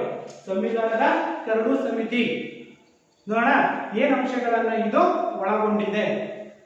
ಮೊದಲನೇಗಿರ್ತಕ್ಕಂಥದ್ದು, ಸಂವಿಧಾನದ ರಚನಾ ಸಭೆಯು ರಾಷ್ಟ್ರಕ್ಕೆ ಸಂಬಂಧಿಸಿದ ವಿಷಯಗಳನ್ನು ವಿವರವಾಗಿ ಪರಿಶೀಲಿಸಲು 22 ಸಮಿತಿಗಳನ್ನ ಒಳಗೊಂಡಿತ್ತು. ಏನು? ನಮ್ಮ ಸಂವಿಧಾನದ ರಚನಾ ಸಭೆ ಅಂತಕ್ಕಂಥದ್ದು ಏನ್ ನಡೀತು, ಆ ರಚನಾ ಸಭೆಯಲ್ಲಿ ಪ್ರಮುಖವಾಗಿ ರಾಷ್ಟ್ರಕ್ಕೆ ಸಂಬಂಧಿಸಿದ ವಿಷಯಗಳನ್ನ ವಿವರವಾಗಿ ಪರಿಶೀಲಿಸಲು 22 ಸಮಿತಿಗಳನ್ನ ರಚನೆ ಮಾಡಲಾಯಿತು ಮತ್ತು 5 ಉಪಸಮಿತಿಗಳನ್ನ 22 ಸಮಿತಿಗಳನ್ನ ಮತ್ತು 5 ಉಪಸಮಿತಿಗಳನ್ನ ರಚನೆ ಮಾಡಲಾಯಿತು. It is the very very most important ಮಕ್ಕಳೇ, ನೆನಪಿಟ್ಕೋಬೇಕು. ಸಂವಿಧಾನದ ರಚನಾ ಸಭೆಯು ರಾಷ್ಟ್ರಕ್ಕೆ ಸಂಬಂಧಿಸಿದ ವಿಷಯಗಳನ್ನ ವಿವರವಾಗಿ ನಾವು ಪರಿಶೀಲಿಸಲು 22 ಸಮಿತಿಗಳಂತಕ್ಕಂಥವು ರಚನೆ ಆಗುವ ಮತ್ತು 5 ಉಪಸಮಿತಿಗಳಂತಕ್ಕಂಥವು ಕೂಡ ರಚನೆಯಾಗಿತ್ತು ಮಕ್ಕಳೇ. ಅರ್ಥ ಆಯ್ತಲ್ವಾ? ಇದು ಮೊದಲನೇದು. ಇನ್ನ ಅವುಗಳಲ್ಲಿ ಪ್ರಮುಖವಾದದ್ದು ಕರಡು ಸಮಿತಿ. ಈ ಏನು 22 ಸಮಿತಿಗಳಂತಕ್ಕಂಥವೇನಿದಾವೆ ಅದರಲ್ಲಿ ಪ್ರಮುಖವಾಗಿರ್ತಕ್ಕಂಥದ್ದು ಯಾವುದು? ಸಂವಿಧಾನದ ಕರಡು ಸಮಿತಿ ಅಂತಕ್ಕಂಥದ್ದು. ಈ ಒಂದು ಕರಡು ಸಮಿತಿಯ ಅಧ್ಯಕ್ಷರನ್ನಾಗಿ ಎಲ್ಲರೂ ಕೂಡ ಆಯ್ಕೆ ಮಾಡಿರ್ತಕ್ಕಂತಹ ಮಹಾನ್ ವ್ಯಕ್ತಿ ಯಾರಪ್ಪ ಅಂತಂದ್ರೆ ಅವರೇ ಡಾಕ್ಟರ್ ಬಿ ಆರ್ ಅಂಬೇಡ್ಕರ್ ಅವರನ್ನ ಎಲ್ಲರೂ ಸೇರಿ ಆ ಒಂದು ಕರಡು ಸಮಿತಿಯ ಅಧ್ಯಕ್ಷರನ್ನಾಗಿ ಡಾಕ್ಟರ್ ಬಿ ಆರ್ ಅಂಬೇಡ್ಕರ್ ಅವರನ್ನ ಆಯ್ಕೆಯನ್ನ ಮಾಡಿದ್ರು ಮಕ್ಕಳೇ. ಅರ್ಥ ಆಯ್ತಲ್ವಾ? ನೋಡಿ, ಅವುಗಳಲ್ಲಿ ಪ್ರಮುಖವಾದ ಕರಡು ಸಮಿತಿ 22 ಏನಿದಾವೆ ಮತ್ತು 5 ಉಪಸಮಿತಿಗಳೇನಿದಾವೆ ಆ ಎಲ್ಲಾ ಸಮಿತಿಗಳಲ್ಲೂ ಕೂಡ ಪ್ರಮುಖವಾದ ಆಯ್ಕೆಯನ್ನ ಯಾವ್ದು ಮಾಡ್ಕೊಂಡಿದ್ರು? ಎಸ್, ಆ ಒಂದು ಕರಡು ಸಮಿತಿಯನ್ನ ರಚನೆ ಮಾಡಿ ಅದರ ಅಧ್ಯಕ್ಷರ ಸ್ಥಾನವನ್ನ ಡಾಕ್ಟರ್ ಬಿ ಆರ್ ಅಂಬೇಡ್ಕರ್ ಅವರಿಗೆ ಕೊಡಲಾಗಿತ್ತು. ಅವರನ್ನ ಅಧ್ಯಕ್ಷರನ್ನಾಗಿ ಆಯ್ಕೆಯನ್ನ ಮಾಡಿದ್ರು. ನಂತರ ಇವರು ಸಂವಿಧಾನ ರಚನೆಗೆ ನೀಡಿದ ಕೊಡುಗೆಯನ್ನ ಆಧರಿಸಿ ಅವರನ್ನ ಭಾರತದ ಸಂವಿಧಾನದ ಶಿಲ್ಪಿ ಯಾರು ಡಾಕ್ಟರ್ ಬಿ ಆರ್ ಅಂಬೇಡ್ಕರ್ ಅನ್ನ ಆಯ್ಕೆಯನ್ನ ಮಾಡಿದ್ರು. ಯಾವುದಕ್ಕೆ? ಕರಡು ಸಮಿತಿಗೆ. ಆಗ ಅವರ ಕೊಡುಗೆ, ಯಾರ ಕೊಡುಗೆ? ಡಾಕ್ಟರ್ ಬಿ ಆರ್ ಅಂಬೇಡ್ಕರ್ ಅವರ ಕೊಡುಗೆಯನ್ನ ನೀಡಿ, ನೋಡಿ ಇವರು ಸಂವಿಧಾನ ರಚನೆಗೆ ನೀಡಿದ ಕೊಡುಗೆಯನ್ನ ಆಧರಿಸಿ ಅವರನ್ನ ಭಾರತದ ಸಂವಿಧಾನದ ಶಿಲ್ಪಿ ಅಂತಕ್ಕಂತಹ ಒಂದು ಹೆಸರಿನಿಂದಲೂ ಕೂಡ ನಾವು ಇವತ್ತು ಕರಿತಾ ಇದ್ದೀವಿ ಮಕ್ಕಳೇ, ಅಲ್ವಾ? ಕರಿತಾ ಇದೀವಿ ತಾನೆ? ಎಸ್. ಈ ಕರಡು ಸಮಿತಿಯಲ್ಲಿ ಇನ್ನೂ ಹಲವಾರು ಜನ ಸದಸ್ಯರು, ಅಂಬೇಡ್ಕರ್ ಒಬ್ಬರೇ ಅಲ್ಲಿ ಇರಲಿಲ್ಲ, ಡಾಕ್ಟರ್ ಬಿ ಆರ್ ಅಂಬೇಡ್ಕರ್ ಅವರೇ ಅಲ್ಲಿ ಇರಲಿಲ್ಲ, ಅಧ್ಯಕ್ಷರಾಗಿದ್ರು. ಆದ್ರೆ ಇನ್ನು ಕೆಲವು ಸದಸ್ಯರನ್ನು ಕೂಡ ಈ ಒಂದು ಕರಡು ಸಮಿತಿ ಅಂತಕ್ಕಂಥದ್ದು ಒಳಗೊಂಡಿತ್ತು ಮಕ್ಕಳೇ. ಹಾಗಾದ್ರೆ ಯಾವ್ಯಾವ ಸದಸ್ಯರನ್ನ ಆ ಒಂದು ಕರಡು ಸಮಿತಿ ಅಂತಕ್ಕಂಥದ್ದು ಒಳಗೊಂಡಿತ್ತು? ಈ ಕರಡು ಸಮಿತಿಯಲ್ಲಿ N Gopalaswamy Ayyangar, Alladi Krishnaswamy Iyer, K M Munshi, T T Krishnamachari, Mohammed Saadulla, C Madhavrao ಸದಸ್ಯರಾಗಿದ್ರು. ಮಾಧವ ರಾವ್ ಕೂಡ ಸದಸ್ಯರಾಗಿದ್ರು. ಅಂಬೇಡ್ಕರ್ ಅವರ ಜೊತೆಯಲ್ಲಿನೇ ಇವರು ಕೂಡ ಹಲವಾರು ಜನ ಸದಸ್ಯರನ್ನ ಒಳಗೊಂಡಿತ್ತು ಕರಡು ಸಮಿತಿ ಅಂತಕ್ಕಂಥದ್ದು. ಹಾಗಾದ್ರೆ ಯಾರ್ಯಾರನ್ನ ಒಳಗೊಂಡಿತ್ತಪ್ಪ ಅಂತಂದ್ರೆ N Gopalaswamy Ayyangar, Alladi Krishnaswamy Iyer, K M Munshi, ಹಾಗೇನೆ T T Krishnamachari, Mohammed Saadulla, C Madhava Rao ಸದಸ್ಯರನ್ನ ಕರಡು ಸಮಿತಿ ಅಂತಕ್ಕಂಥದ್ದು ಒಳಗೊಂಡಿತ್ತು ಮಕ್ಕಳೇ. ಹಾಗೇನೆ ಈ ಒಂದು ಸಮಿತಿ, ಈ ಒಂದು ಸಂವಿಧಾನ ರಚನಾ ಸಭೆಯು ರಚನಾ ಕಾರ್ಯವನ್ನು ಮುಗಿಸಲು ಈ ಒಂದು ಏನು ಸಂವಿಧಾನದ ಕರಡು ಸಮಿತಿ ಅಂತಕ್ಕಂಥದ್ದು ರಚನೆ ಆಯಿತು. ಈ ಒಂದು ಸಂವಿಧಾನವನ್ನ ಏನು ಡಾಕ್ಟರ್ ಬಿ ಆರ್ ಅಂಬೇಡ್ಕರ್ ಅವರು ಪ್ರಾರಂಭವನ್ನ ಮಾಡಿದ್ರು ಅಥವಾ ಅಧ್ಯಕ್ಷರಾದ್ರು, ಆ ಒಂದು ಸಂದರ್ಭದಲ್ಲಿ ಸಂಪೂರ್ಣವಾಗಿ ಈ ಒಂದು ಸಂವಿಧಾನ ರಚನೆಗೆ ಮಾಡಲಿಕ್ಕೆ ತೆಗೆದುಕೊಂಡಿರ್ತಕ್ಕಂಥ ಒಂದು ಕಾಲಾವಕಾಶ ಅವಧಿ ಅಂತಕ್ಕಂಥದ್ದೇನಿದೆ, ಈ ಒಂದು ಅವಧಿಯನ್ನ ನಾವು ಮಕ್ಕಳೇ ಗಮನಿಸೋದಾದ್ರೆ ಡಾಕ್ಟರ್ ಅಂಬೇಡ್ಕರ್ ಅವರು ಈ ಒಂದು ಸಂವಿಧಾನವನ್ನು ರಚನೆ ಮಾಡಬೇಕಾದ್ರೆ ಪ್ರಮುಖವಾಗಿ 2 ವರ್ಷ, ಎಷ್ಟು ವರ್ಷ? 2 ವರ್ಷ 11 ತಿಂಗಳು ಮತ್ತು 18 ದಿನಗಳ ಕಾಲ, ಅಂದ್ರೆ ಸರಿಸುಮಾರು 3 ವರ್ಷಗಳ ಕಾಲ. ಇಲ್ಲಿ ನಿರ್ದಿಷ್ಟವಾಗಿ ನಾವು ಹೇಳೋದಾದ್ರೆ 2 ವರ್ಷ 11 ತಿಂಗಳು 18 ದಿನಗಳನ್ನ ತೆಗೆದುಕೊಂಡಿರ್ತಕ್ಕಂಥದ್ದು. ಒಟ್ಟು ಸುಮಾರಾಗಿ 3 ವರ್ಷಗಳ ಕಾಲ ಭಾರತದ ಸಂವಿಧಾನ ರಚನೆಗೆ ತೆಗೆದುಕೊಂಡಿರ್ತಕ್ಕಂಥ ಒಂದು ಅವಕಾಶ ಅಂತಕ್ಕಂಥದ್ದು. ಅರ್ಥ ಆಯ್ತಾ ಮಕ್ಕಳೇ? 2 ವರ್ಷ 11 ತಿಂಗಳು ಮತ್ತು 18 ದಿನಗಳ ಅವಧಿಯಲ್ಲಿ ಭಾರತದ ಸಂವಿಧಾನ ಅಂತಕ್ಕಂಥದ್ದು ರಚನೆಯಾಗಿರ್ತಕ್ಕಂಥದ್ದನ್ನು ನಾವು ಕಾಣ್ತಾ ಇದ್ದೀವಿ. ಆ ಮಹಾನ್ ವ್ಯಕ್ತಿನೇ ಡಾಕ್ಟರ್ BR ಅಂಬೇಡ್ಕರ್ ಅವರು ಈ ಒಂದು ಸಂವಿಧಾನವನ್ನ ರಚನೆಯನ್ನ ಮಾಡಿದ್ರು. ಹಾಗೇನೆ ಹೇಳಿದ ತಕ್ಷಣಕ್ಕೆ ಸಂವಿಧಾನ ಅಂತಕ್ಕಂಥದ್ದು ರಚನೆ ಆಗುತ್ತಾ? ಇಲ್ಲ. ಯಾಕೆಂತಂದ್ರೆ ಅದಕ್ಕೆ ದುಂದು ವೆಚ್ಚ ಅಥವಾ ಹಣ ಅಂತಕ್ಕಂಥದ್ದು ಬೇಕಾಗಿತ್ತು, ಆರ್ಥಿಕವಾಗಿರ್ತಕ್ಕಂಥ ಒಂದು ವ್ಯವಸ್ಥೆ ಅಂತಕ್ಕಂಥದ್ದು ಬೇಕಾಗಿತ್ತು. ಹಾಗಾದ್ರೆ 2 ವರ್ಷ 11 ತಿಂಗಳು 18 ದಿನಗಳ ಕಾಲ ರಚನೆಯಾಗಿರ್ತಕ್ಕಂಥ ಈ ಒಂದು ಸಂವಿಧಾನದ ರಚನೆಯಲ್ಲಿ ಎಷ್ಟು ಹಣ ಅಂತಕ್ಕಂಥದ್ದು ಖರ್ಚಾಗಿತ್ತಪ್ಪ ಅಂತಂದ್ರೆ 6.4 ಕೋಟಿ ರೂಪಾಯಿಗಳಷ್ಟು. ಎಷ್ಟು?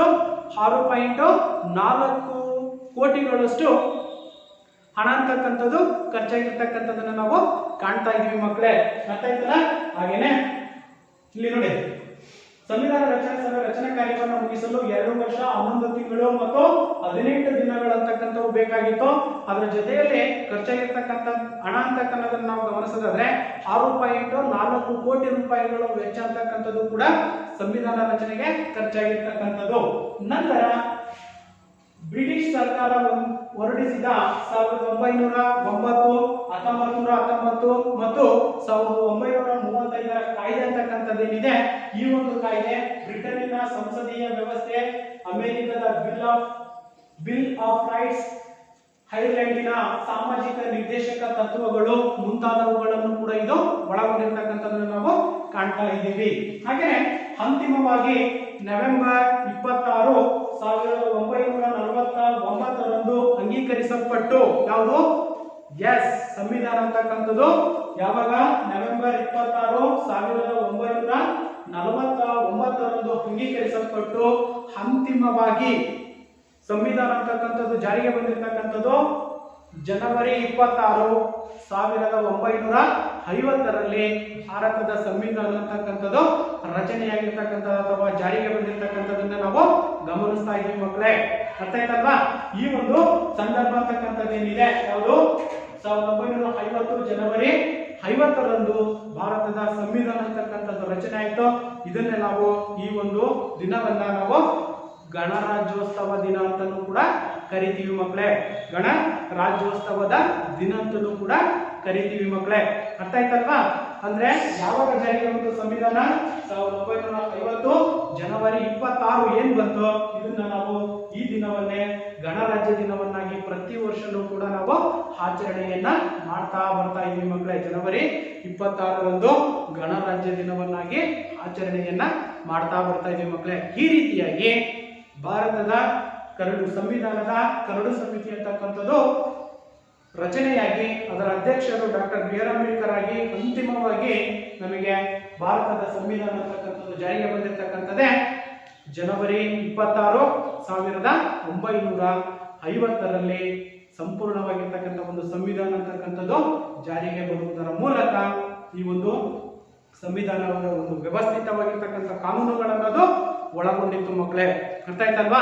ಇಷ್ಟು ಭಾರತದ ಸಂವಿಧಾನದ ಕರಡು ಸಮಿತಿ ಅಂತಕ್ಕಂಥದ್ದು ಅರ್ಥ ಆಗಿದೆ ಅಂತ ಅಂದ್ಕೊಂಡಿದ್ದೀವಿ ಮಕ್ಕಳೇ. ಇನ್ನ ಸಂವಿಧಾನದ ಪ್ರಸ್ತಾವನೆಯನ್ನ ನಾವು ಗಮನಿಸೋದಾದ್ರೆ ಅಥವಾ ಪೂರ್ವ ಪೀಠಿಕೆಯನ್ನ ಗಮನಿಸೋದಾದ್ರೆ ಏನು ಪೂರ್ವ ಪೀಠಿಕೆಯನ್ನ ಒಳಗೊಂಡಿದೆ ಮಕ್ಕಳೇ? ನಿಮ್ಮ ಪಠ್ಯ ಪುಸ್ತಕದಲ್ಲಿ ಒಂದು ಪ್ರಮುಖವಾಗಿರ್ತಕ್ಕಂತಹ ಪ್ರಸ್ತಾವನೆ ಅಂತಕ್ಕಂಥದ್ದನ್ನು ನಾವು ಕಾಣಬಹುದಾಗಿದೆ. ಆ ಪ್ರಸ್ತಾವನೆಯನ್ನು ನಿಮ್ಮ ಪಠ್ಯ ಪುಸ್ತಕದಲ್ಲಿ ನೀವು ಓದ್ಕೊಳ್ಳಿ. ನೋಡೋಣ ಏನೇನು ಒಳಗೊಂಡಿದೆ ಸಂವಿಧಾನದ ಪ್ರಸ್ತಾವನೆಯ ಅಥವಾ ಪೂರ್ವ ಪೀಠಿಕೆ ಏನನ್ನ ಒಳಗೊಂಡಿದೆ. ಮೊದಲಾಗಿರ್ತಕ್ಕಂಥದ್ದು ಆ ಒಂದು ಪೂರ್ವ ಪೀಠಿಕೆಯಲ್ಲಿ ಮೊದಲನೇದಾಗಿರ್ತಕ್ಕಂಥ ಅಂಶ ಎಷ್ಟು ಚೆನ್ನಾಗಿದೆ ಅಂತಂದ್ರೆ ಏನ್ ಹೇಳ್ತಾ ಇರೋದು, ಭಾರತದ ಸಂವಿಧಾನವು ತನ್ನದೇ ಆಗಿರ್ತಕ್ಕಂಥ ಪ್ರಸ್ತಾವನೆಯನ್ನು ಹೊಂದಿದ್ದು ಈ ಒಂದು ಪ್ರಸ್ತಾವನೆ ಸಂವಿಧಾನದ ರಚನಾಕಾರರ ವಿಚಾರಧಾರೆಗಳನ್ನು ಕೂಡ ಒಳಗೊಂಡಿರ್ತಕ್ಕಂಥದ್ದು. ಆ ಪ್ರಸ್ತಾವನೆ ಹೇಳುತ್ತೆ, ಭಾರತದ ಪ್ರಜೆಗಳಾದ ನಾವು, ನೋಡಿ, ಭಾರತದ ಪ್ರಜೆಗಳಾಗಿರ್ತಕ್ಕಂತಹ ನಾವುಗಳು ಅಂತಕ್ಕಂಥ ಒಂದು ವಾಕ್ಯದಿಂದಲೇ ಪ್ರಸ್ತಾವನೆ ಅಂತಕ್ಕಂಥದ್ದು ಪ್ರಾರಂಭವಾಗುತ್ತೆ. ಇನ್ನ ಎರಡನೇದು ಸಂವಿಧಾನದ ರೂಪರೇಷೆ ಹಾಗೇನೆ ಮೌಲ್ಯ ಸಿದ್ಧಾಂತ ಮತ್ತು ಉದ್ದೇಶಗಳ ಸಾರಾಂಶವೇ ಸಂವಿಧಾನದ ಪ್ರಸ್ತಾವನೆಯಾಗಿರ್ತಕ್ಕಂಥದ್ದು. ಸಂವಿಧಾನದ ಪ್ರಸ್ತಾವನೆ ಏನನ್ನು ಒಳಗೊಂಡಿರುತ್ತೆ? ಸಂವಿಧಾನದ ರೂಪರೇಷೆ ಅದು ಹೇಗಿದೆ, ಅದರ ಆಕಾರ ಅಂತಕ್ಕಂಥದ್ದು ಹೇಗಿದೆ, ಅದರಲ್ಲಿರ್ತಕ್ಕಂಥ ಮೂಲ ಅಂಶಗಳು ಯಾವುವು ಅನ್ನೋದನ್ನ ಒಳಗೊಂಡಿರುತ್ತೆ. ಹಾಗೇನೆ ಮೌಲ್ಯ ಸಿದ್ಧಾಂತ, ಅದಕ್ಕೆ ಇರ್ತಕ್ಕಂಥ ಒಂದು ಬೆಲೆ, ಆ ಬೆಲೆ ಅಂತಕ್ಕಂಥದ್ದು ಏನಿದೆ, ಹಾಗೇನೆ ಅದರ ಉದ್ದೇಶಗಳ ಒಂದು ಸಾರಾಂಶ ಅಂತಕ್ಕಂಥದ್ದು ಏನಿದೆ, ಆ ಸಾರಾಂಶವನ್ನು ನಾವು ಸಂವಿಧಾನದ ಪ್ರಸ್ತಾವನೆ ಎಂದು ಕರೆಯಲಾಗ್ತಕ್ಕಂಥದ್ದು. ಮಕ್ಕಳೇ ಅರ್ಥ ಆಯ್ತಲ್ವಾ? ಇನ್ನ ನೆಕ್ಸ್ಟ್ ನೋಡೋದಾದ್ರೆ, ಈ ನಿರ್ಣಯವು ಭಾರತದ ಸ್ವತಂತ್ರ ಗಣರಾಜ್ಯ ಮತ್ತು ಪ್ರಜೆಗಳ ಪರಮಾಧಿಕಾರ, ಜನತೆಯ ಸಾಮಾಜಿಕ ಆರ್ಥಿಕ ಹಾಗೂ ರಾಜಕೀಯ ನ್ಯಾಯ ಒದಗಿಸುವುದಾಗಿದೆ. ಜನರಿಗೆ ಇಲ್ಲಿ ನಾವು ಕಾಣ್ತಕ್ಕಂಥದ್ದು ಸ್ವಾತಂತ್ರ್ಯ, ಗಣರಾಜ್ಯ, ಹಾಗೇನೆ ಪ್ರಜೆಗಳು ಇನ್ನು ಪರಮಾಧಿಕಾರ ಅಂದ್ರೆ ನಮ್ಮದೇ ಆಗಿರ್ತಕ್ಕಂಥ ಒಂದು ಅಧಿಕಾರವನ್ನ ನಾವು ಪ್ರಜಾಸತ್ತಾತ್ಮಕವಾಗಿರ್ತಕ್ಕಂಥ ಆಡಳಿತ ವ್ಯವಸ್ಥೆಯಲ್ಲಿ ನಾವು ಕಾಣ್ತಾ ಇದ್ದೀವಿ. ನಮ್ಮದೇ ಆಗಿರ್ತಕ್ಕಂಥ ಅಧಿಕಾರ, ಜನತೆಯ ಸಾಮಾಜಿಕ ಭದ್ರತೆ ಹೇಗಿರಬೇಕು, ಹಾಗೇನೆ ಆರ್ಥಿಕ ಹಾಗೂ ರಾಜಕೀಯ ನ್ಯಾಯವನ್ನು ಒದಗಿಸುವುದನ್ನ ಇದು ತಿಳಿಸ್ತಕ್ಕಂಥದ್ದು. ಮಕ್ಕಳೇ ಮತ್ತೈತಲ್ಲ, ಇಷ್ಟು ಪ್ರಮುಖವಾಗಿರ್ತಕ್ಕಂಥದ್ದು. ಇನ್ನ ನಮ್ಮ ಸಂವಿಧಾನದ ಪೂರ್ವ ಪೀಠಿಕೆ ತುಂಬಾ ಅರ್ಥಗರ್ಭಿತವಾಗಿದ್ದು ದೇಶದ ರಾಜಕೀಯ ವ್ಯವಸ್ಥೆಯ ಚಿತ್ರಣ ಅಂತಕ್ಕಂಥದ್ದೇನಿದೆ, ಈ ಚಿತ್ರಣವನ್ನ ಚಿತ್ರಿಸ್ತಕ್ಕಂಥದ್ದು. ಇನ್ನ ಸಂವಿಧಾನದ ಕೈದೀಪ ಅಂತಲೂ ಕೂಡ ನಾವು ಅದನ್ನ ಕರೀತಕ್ಕಂಥದ್ದು. ಯಾವನ್ನ? ಎಸ್, ಸಂವಿಧಾನದ ಪ್ರಸ್ತಾವನೆ ಅಂತಕ್ಕಂಥದ್ದೇನಿದೆ ಇದನ್ನು ನಾವು ಕೈದೀಪ ಅಂತಕ್ಕಂಥದ್ದನ್ನು ಕೂಡ ಮಾಡ್ತೀವಿ. ಇದನ್ನ ಕೆಲವರು ಸಂವಿಧಾನದ ಒಡವೆ, ಏನು ಭಾರತದ ಸಂವಿಧಾನದ ಪ್ರಸ್ತಾವನೆ ಅಂತಕ್ಕಂಥದ್ದೇನಿದೆ ಅಥವಾ ಪೂರ್ವ ಪೀಠಿಕೆ ಅಂತಕ್ಕಂಥದ್ದೇನಿದೆ ಇದನ್ನ ನಾವು ಒಡವೆ ಅಂತಲೂ ಕೂಡ ಕೆಲವರು ಕರೆದಿರ್ತಕ್ಕಂಥದ್ದನ್ನು ಕೂಡ ನಾವು ಕಾಣ್ತಾ ಇದ್ದೀವಿ. ಇನ್ನು KM ಮುನ್ಷಿ ಅವರು ಕೂಡ ಅವರದೇ ಆಗಿರ್ತಕ್ಕಂಥ ಒಂದು ವ್ಯಾಖ್ಯೆಯನ್ನ ಪೂರ್ವ ಪೀಠಿಕೆಗೆ ನೀಡಿದ್ದಾರೆ. ಏನಪ್ಪ ಅಂತಂದ್ರೆ, ರಾಜಕೀಯ ಜಾತಕ ಅಂದ್ರೆ ರಾಜಕೀಯ ಪಕ್ಷಗಳು ಹೇಗಿರ್ಬೇಕು ಅಂತಕ್ಕಂಥ ಒಂದು ಭವಿಷ್ಯವನ್ನು ನಾವು ನುಡಿತಕ್ಕಂಥದ್ದನ್ನು ನಾವು ಕಾಣ್ತಾ ಇದ್ದೀವಿ. ಯಾರ ಪ್ರಕಾರ?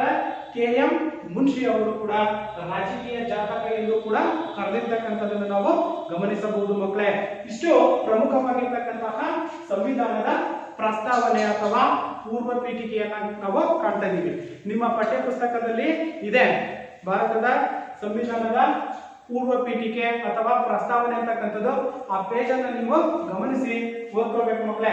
ಒಂದು ಸಂದರ್ಭಗಳಲ್ಲಿ ಅಂದ್ರೆ ಜನವರಿ 26, 1956ರಲ್ಲಿ ನಾವು ಗಣರಾಜ್ಯೋತ್ಸವವನ್ನ ಏನ್ ಮಾಡ್ತೀವೋ ಅವಾಗ ನಿಮ್ಮ ದೈಹಿಕ ಶಿಕ್ಷಕರಾಗಿರ್ಬೋದು ಅಥವಾ ಸಮಾಜವನ್ನ ಬೋಧನೆ ಮಾಡ್ತಕ್ಕಂತಹ ಸಮಾಜ ಶಿಕ್ಷಕರಾಗಿರ್ಬೋದು ಅಥವಾ ಅಲ್ಲಿರ್ತಕ್ಕಂಥ ಮುಖ್ಯ ಶಿಕ್ಷಕರಾಗಿರ್ಬೋದು, ಆ ಒಂದು ದಿನ, ಯಾವ ದಿನ? ಗಣರಾಜ್ಯೋತ್ಸವವನ್ನ ನಾವು ಏನ್ ಆಚರಣೆಯನ್ನ ಮಾಡ್ತೀವಿ? ಜನವರಿ 26, 1950 ಆ ಒಂದು ದಿನ ಆ ಒಂದು ಸಂವಿಧಾನದ ಪ್ರಸ್ತಾವನೆಯನ್ನ ಹೇಳ್ತಕ್ಕಂಥ ಒಂದು ಅಂಶವನ್ನ ನಾವು ಕಾಣ್ತಾ ಇದ್ದೀವಿ ಮಕ್ಕಳೇ. ಇಷ್ಟು ಪ್ರಮುಖವಾಗಿರ್ತಕ್ಕಂಥದ್ದು. ಹಾಗಾದ್ರೆ ಇಲ್ಲಿ ಯಾವ್ಯಾವ ಅಂಶಗಳನ್ನ ಅದು ಒಳಗೊಂಡಿದೆ? ಭಾರತದ ಪ್ರಜೆಗಳಾದ ನಾವು, ಆ ಸಂವಿಧಾನದ ಪ್ರಸ್ತಾವನೆಯಲ್ಲಿ ಮೊದಲನೇದಾಗಿರ್ತಕ್ಕಂಥ ಅಂಶವನ್ನ ನಾವು ಗಮನಿಸೋದಾದ್ರೆ, ಭಾರತದ ಪ್ರಜೆಗಳಾದ ನಾವು ಅಂದ್ರೆ ಈಗಿರ್ತಕ್ಕಂತಹ 130 ಕೋಟಿ ಜನ ಏನಿದ್ದೀವಿ ಆ ಎಲ್ಲರಿಗೂ ಕೂಡ ಸೇರಿಸಿ ಒಳಗೊಂಡಂತೆ ನಾವು ಹೇಳೋದಾದ್ರೆ ಭಾರತದ ಪ್ರಜೆಗಳಾದ ನಾವು ಅಂತಕ್ಕಂಥ ಒಂದು ವ್ಯಾಖ್ಯದಿಂದ ಅದು ಪ್ರಾರಂಭವಾಗಿ ನಮ್ಮ ಸಂವಿಧಾನದ ಪ್ರಸ್ತಾವನೆಯು ಭಾರತದ ಪ್ರಜೆಗಳಾದ ನಾವು ಎಂದು ಆರಂಭಗೊಳ್ತಕ್ಕಂಥದ್ದು. ಇನ್ನ ಭಾರತದ ಸಂವಿಧಾನವು ಭಾರತೀಯರಿಂದಲೇ ರಚಿತವಾಗಿರ್ತಕ್ಕಂಥದ್ದು. ಯಾಕಂತಂದ್ರೆ ಬೇರೆ ಕಡೆಯಿಂದ ಬರೆದಿರ್ತಕ್ಕಂಥವ್ರು ಅಥವಾ ಇನ್ನಾರೋ ಬರೆದಿರ್ತಕ್ಕಂಥ ಪುಸ್ತಕವನ್ನ ನಾವು ತಗೊಂಡ್ಬಂದಿಲ್ಲ. ಭಾರತೀಯರಿಂದಲೇ ಇದು ರಚಿತವಾಗಿರ್ತಕ್ಕಂತಹ ಒಂದು ಸಂವಿಧಾನ. ಹಾಗೇನೆ ಭಾರತದ ಪ್ರಜೆಗಳಾದ ನಾವೆಲ್ಲ ಭಾರತೀಯರು ಅಂತಕ್ಕಂಥ ಮನೋಭಾವನೆ, ನಾವೆಲ್ಲರೂ ಒಂದೇ ಅಂತಕ್ಕಂತಹ ಒಂದು ಮನೋಭಾವನೆಯನ್ನ ಬೆಳೆಸ್ಕೋಬೇಕಾಗಿರ್ತಕ್ಕಂಥದ್ದು ಮಕ್ಕಳೇ. ಇದು ಎಲ್ಲಿ ನಾವು ಕಾಣ್ತಾ ಇದ್ದೀವಿ? ಪ್ರಸ್ತಾವನೆಯಲ್ಲಿ ಅಥವಾ ಪೂರ್ವ ಪೀಠಿಕೆಯಲ್ಲಿ ಕಾಣ್ತಾ ಇದ್ದೀವಿ ಮಕ್ಕಳೇ. ಇನ್ನ ಎರಡನೇದಾಗಿರ್ತಕ್ಕಂಥದ್ದು ಸಾರ್ವಭೌಮ ರಾಷ್ಟ್ರ ಅಥವಾ ಪರಮಾಧಿಕಾರ ಸಂಪನ್ನ ರಾಷ್ಟ್ರ. ಸ್ವತಂತ್ರವನ್ನ ಪಡ್ಕೊಂಡಿದ್ದೀವಿ. ಇಲ್ಲಿ ಯಾರ ಅಧೀನದಲ್ಲಿ ಇಲ್ಲ, ನಾವು ಇದೀವ ಯಾರ ಅಧೀನದಲ್ಲಿ ಏನಾದ್ರೂ ಇಲ್ಲ. ಸಂಪೂರ್ಣವಾಗಿರ್ತಕ್ಕಂಥ ಸ್ವಾತಂತ್ರ್ಯವನ್ನ ಪಡ್ಕೊಂಡಿದ್ದೀವಿ ನಾವು. ಯಾವಾಗ? 1947 ಆಗಸ್ಟ್ 15ರಂದು ಸಂಪೂರ್ಣವಾಗಿರ್ತಕ್ಕಂಥ ಒಂದು ಸ್ವಾತಂತ್ರ್ಯವನ್ನು ನಾವು ಪಡ್ಕೊಂಡಿದೀವಿ ಮಕ್ಕಳೇ, ಪಡ್ಕೊಂಡಿದೀವಿ ತಾನೆ. ಆ ಪಡ್ಕೊಂಡಂತ ನಂತರನೇ ನಾವು ಸಾರ್ವಭೌಮ ರಾಷ್ಟ್ರ ಅಥವಾ ಪರಮಾಧಿಕಾರ ಸಂಪನ್ನ ರಾಷ್ಟ್ರ ಅಂತ ಕರಿತೀವಿ. ತಮ್ಮದೇ ಆಗಿರ್ತಕ್ಕಂಥ ಒಂದು ಆಡಳಿತ ವ್ಯವಸ್ಥೆಯನ್ನು ನಾವು ಗಮನಿಸ್ತಾ ಇದ್ದೀವಿ. ಭಾರತವು ಪ್ರಪಂಚದ ಯಾವುದೇ ರಾಷ್ಟ್ರಕ್ಕೆ ಅಧೀನವಾಗಿರದೆ ಸಾರ್ವಭೌಮ ರಾಷ್ಟ್ರವಾಗಿದೆ. ಯಾವುದಕ್ಕೂ ಕೂಡ ನಾವು ಅಧೀನವಾಗಿಲ್ಲ. ಯಾಕೆಂತಂದ್ರೆ ನಾವು ಸ್ವತಂತ್ರವನ್ನ ಪಡ್ಕೊಂಡಿದ್ದೀವಿ. ಯಾವಾಗ 1947 ಆಗಸ್ಟ್ 15ರ ನಂತರ ಯಾವ ದೇಶಕ್ಕೂ ಕೂಡ ನಾವು ಅಧೀನರಾಗಿರದೆ ವಿಶ್ವದ ಯಾವುದೇ ಬಣಕ್ಕೆ ಸೇರದೆ, ವಿಶ್ವದ ಯಾವುದೇ ಬಣ ಅಂತಂದ್ರೆ ನಾವು ಎರಡನೇ ಮಹಾಯುದ್ಧವನ್ನ ಗಮನಿಸಬೇಕು ಮಕ್ಕಳೇ. ಅಲ್ಲೇನಾಗಿತ್ತು ಎರಡನೇ ಮಹಾಯುದ್ಧದಲ್ಲಿ ಗೊತ್ತಲ್ಲ, ಎರಡು ಬಣಗಳು ಅಮೆರಿಕ ಸಂಯುಕ್ತ ಸಂಸ್ಥಾನ ಮತ್ತು ರಷ್ಯಾ ಒಕ್ಕೂಟಗಳು ಅಥವಾ ಎರಡು ಬಣಗಳಂತಕ್ಕಂಥವು ಏರ್ಪಟ್ಟಿದ್ವು. ಆದ್ರೆ ಸ್ವತಂತ್ರದ ನಂತರ ಏನು ನಾವು 1947 ಆಗಸ್ಟ್ 15ರಂದು ಸಂಪೂರ್ಣವಾಗಿರ್ತಕ್ಕಂಥ ಸ್ವತಂತ್ರವನ್ನ ಪಡ್ಕೊಂಡ್ವಿ. ಅವಾಗ ನಾವು ಯಾವುದೇ ಬಣಕ್ಕೆ ಸೇರದೆ ಸ್ವತಂತ್ರ ರಾಷ್ಟ್ರವಾಗಿ ನಾವು ಕಾಣ್ತಾ ಇದ್ದೀವಿ. ಅದಕ್ಕೆ ನಾವು ಇಲ್ಲಿ ವಿಶ್ವದ ಯಾವುದೇ ಬಣಕ್ಕೆ ಸೇರದೆ ತನ್ನದೇ ಆಗಿರ್ತಕ್ಕಂಥ ಸ್ವತಂತ್ರ ವಿದೇಶಾಂಗ ನೀತಿ, ಅಲಿಪ್ತ ನೀತಿ ಮತ್ತು ಯೋಜನಾ ಪದ್ಧತಿ ಅಂದ್ರೆ ಗೊತ್ತಾಯ್ತಲ್ಲ, ಏನು ಪಂಚವಾರ್ಷಿಕ ಯೋಜನೆಗಳು ಅಂತ ಕರಿತೀವಿ. ಆ ಒಂದು ಯೋಜನೆಯ ಪದ್ಧತಿಯನ್ನು ಕೂಡ ಹೊಂದಿರುವುದರ ಮೂಲಕ ನಾವು ಹಾಗೂ ಬಾಹ್ಯ ಮತ್ತು ಆಂತರಿಕವಾಗಿರ್ತಕ್ಕಂಥ ಪರಮಾಧಿಕಾರವನ್ನ ಹೊಂದುವುದರ ಮೂಲಕ ತಮ್ಮ ಪೂರ್ವ ಪೀಠಿಕೆಯಲ್ಲಿ ಕಾಣ್ತಾ ಇದ್ದೀವಿ ಮಕ್ಕಳೇ. ಇನ್ನು ಮೂರನೇದಾಗಿರ್ತಕ್ಕಂಥದ್ದು ಸಮಾಜವಾದ. ಇದು ಕೂಡ ಪ್ರಮುಖವಾಗಿರ್ತಕ್ಕಂಥದ್ದು. ಭಾರತವನ್ನ ಸುಖಿ ರಾಜ್ಯ ಮತ್ತು ಸಮಾಜವಾದಿ ರಾಷ್ಟ್ರವನ್ನಾಗಿ ಮಾಡುವುದು ಪ್ರಮುಖವಾಗಿರ್ತಕ್ಕಂಥದ್ದು. ಹಾಗೆಯೇ ಸಮಾಜವಾದ ಎಂಬ ಪದವನ್ನ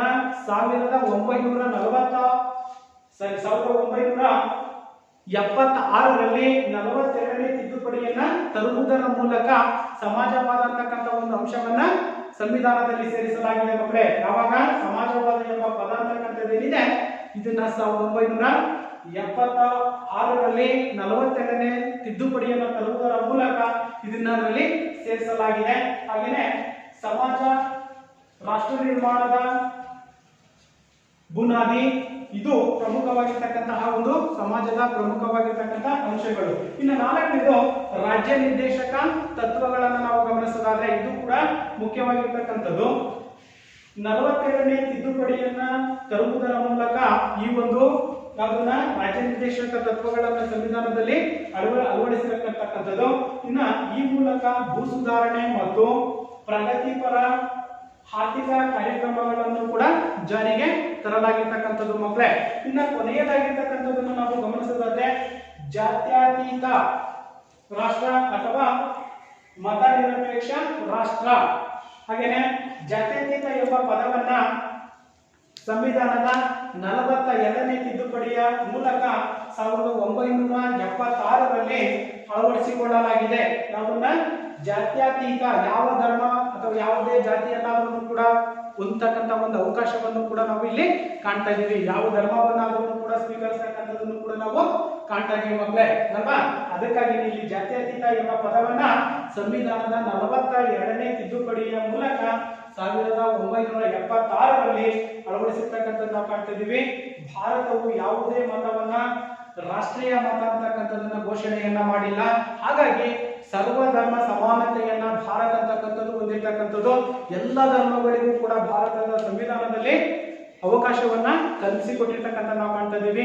ಇಂಥದೇ ಧರ್ಮ ಅಂತಕ್ಕಂಥದ್ದು ನಿರ್ದಿಷ್ಟವಾಗಿರ್ತಕ್ಕಂಥ ಧರ್ಮವನ್ನ ನಾವು ಭಾರತದಲ್ಲಿ ಕಾಣಲಿಕ್ಕೆ ಸಾಧ್ಯತೆ ಇಲ್ಲ ಮಕ್ಕಳೇ. ಇದನ್ನು ನಾವು ಕೂಡ ಎಲ್ಲಿ ಕಾಣ್ತೀವಿ, ನಾವು ಭಾರತದ ಸಂವಿಧಾನದ ಪ್ರಸ್ತಾವನೆಯ ಪ್ರಮುಖ ಅಂಶಗಳಲ್ಲಿ ಒಂದಾಗಿರ್ತಕ್ಕಂಥ ನಾವು ಕಾಣ್ತೀವಿ. ಇನ್ನ ಕೊನೆಯದಾಗಿರ್ತಕ್ಕಂಥದ್ದು ಪ್ರಜಾಸತ್ತಾತ್ಮಕವಾಗಿರ್ತಕ್ಕಂತಹ ಗಣರಾಜ್ಯ. ಪ್ರಜಾಸತ್ತಾತ್ಮಕವಾಗಿರ್ತಕ್ಕಂತಹ ಗಣರಾಜ್ಯ ಅಂದ್ರೆ ನಮಗೆ ಸರ್ವೇ ಸಾಮಾನ್ಯವಾಗಿ ಮಕ್ಕಳೇ ಈಗಾಗಲೇ ನಮಗೆ ಗೊತ್ತಾಗಿದೆ ಏನು ಪ್ರಜಾಸತ್ತಾತ್ಮಕ ಅಥವಾ ಪ್ರಜಾಪ್ರಭುತ್ವ. ಯಾವುದೇ ಒಬ್ಬ ರಾಜಕೀಯ ಅಥವಾ ಪ್ರತಿನಿಧಿಯನ್ನ ಆಯ್ಕೆ ಮಾಡಬೇಕಾದ್ರೆ ನಾವು ಪ್ರಜೆಗಳಿಂದಲೇ ಅವರು ಆಯ್ಕೆಯಾಗ್ತಕ್ಕಂಥದ್ದನ್ನು ನಾವು ಕಾಣ್ತಾ ಇದ್ದೀವಿ.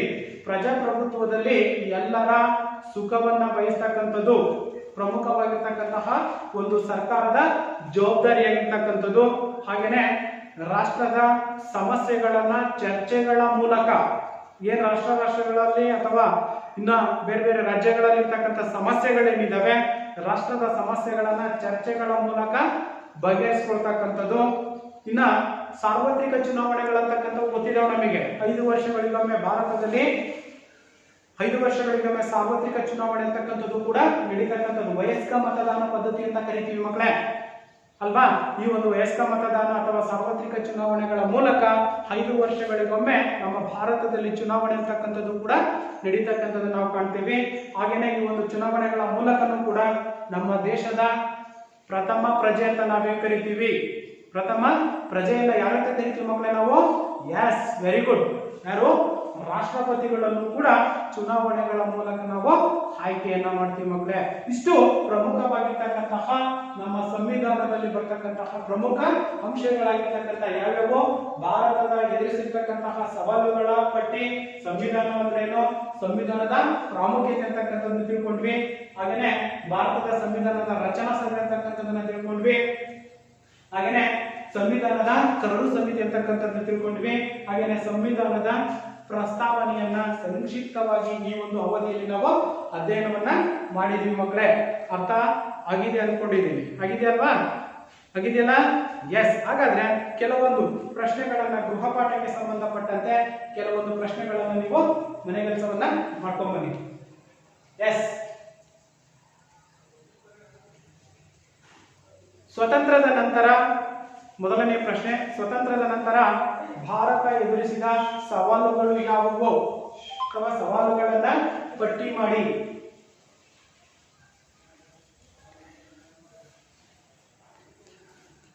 ಎರಡನೇ ಪ್ರಶ್ನೆ, ಸಂವಿಧಾನ ಎಂದರೇನು? ಸಂವಿಧಾನ ಎಂದರೇನು? ಸಂವಿಧಾನ ಎಂದರೇನು? ಸಂವಿಧಾನದ ಪ್ರಾಮುಖ್ಯತೆಯನ್ನ ತಿಳಿಸಿ. ಸಂವಿಧಾನದ ಪ್ರಾಮುಖ್ಯತೆಯನ್ನ ತಿಳಿಸಿ.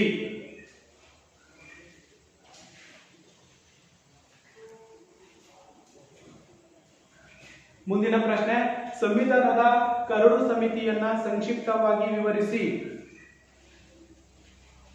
ಸಂವಿಧಾನದ ಕರಡು ಸಮಿತಿಯನ್ನ ಸಂಕ್ಷಿಪ್ತವಾಗಿ ವಿವರಿಸಿ. ಮುಂದಿನ ಪ್ರಶ್ನೆ, ಸಂವಿಧಾನದ ಪ್ರಸ್ತಾವನೆಯನ್ನ ತಿಳಿಸಿ. ಸಂವಿಧಾನದ ಪ್ರಸ್ತಾವನೆಯನ್ನ ತಿಳಿಸಿ. ಸಂವಿಧಾನದ ಪ್ರಸ್ತಾವನೆಯನ್ನ ತಿಳಿಸಿ. ಅರ್ಥ ಆಯ್ತು ಮಕ್ಕಳೇ? ಇಲ್ಲಿಯವರೆಗೆ ಶಾಂತ ರೀತಿಯಿಂದ ಕೂತು ಈ ಒಂದು ಅಧ್ಯಾಯವನ್ನ ಅರ್ಥ ಮಾಡ್ಕೊಂಡಿದ್ದೀರಂತ ಹೇಳುವುದರ ಮೂಲಕ ಈ ಒಂದು ಅವಧಿಯನ್ನ ಮುಗಿಸ್ತಾ ಇದ್ದೀನಿ. ಧನ್ಯವಾದ.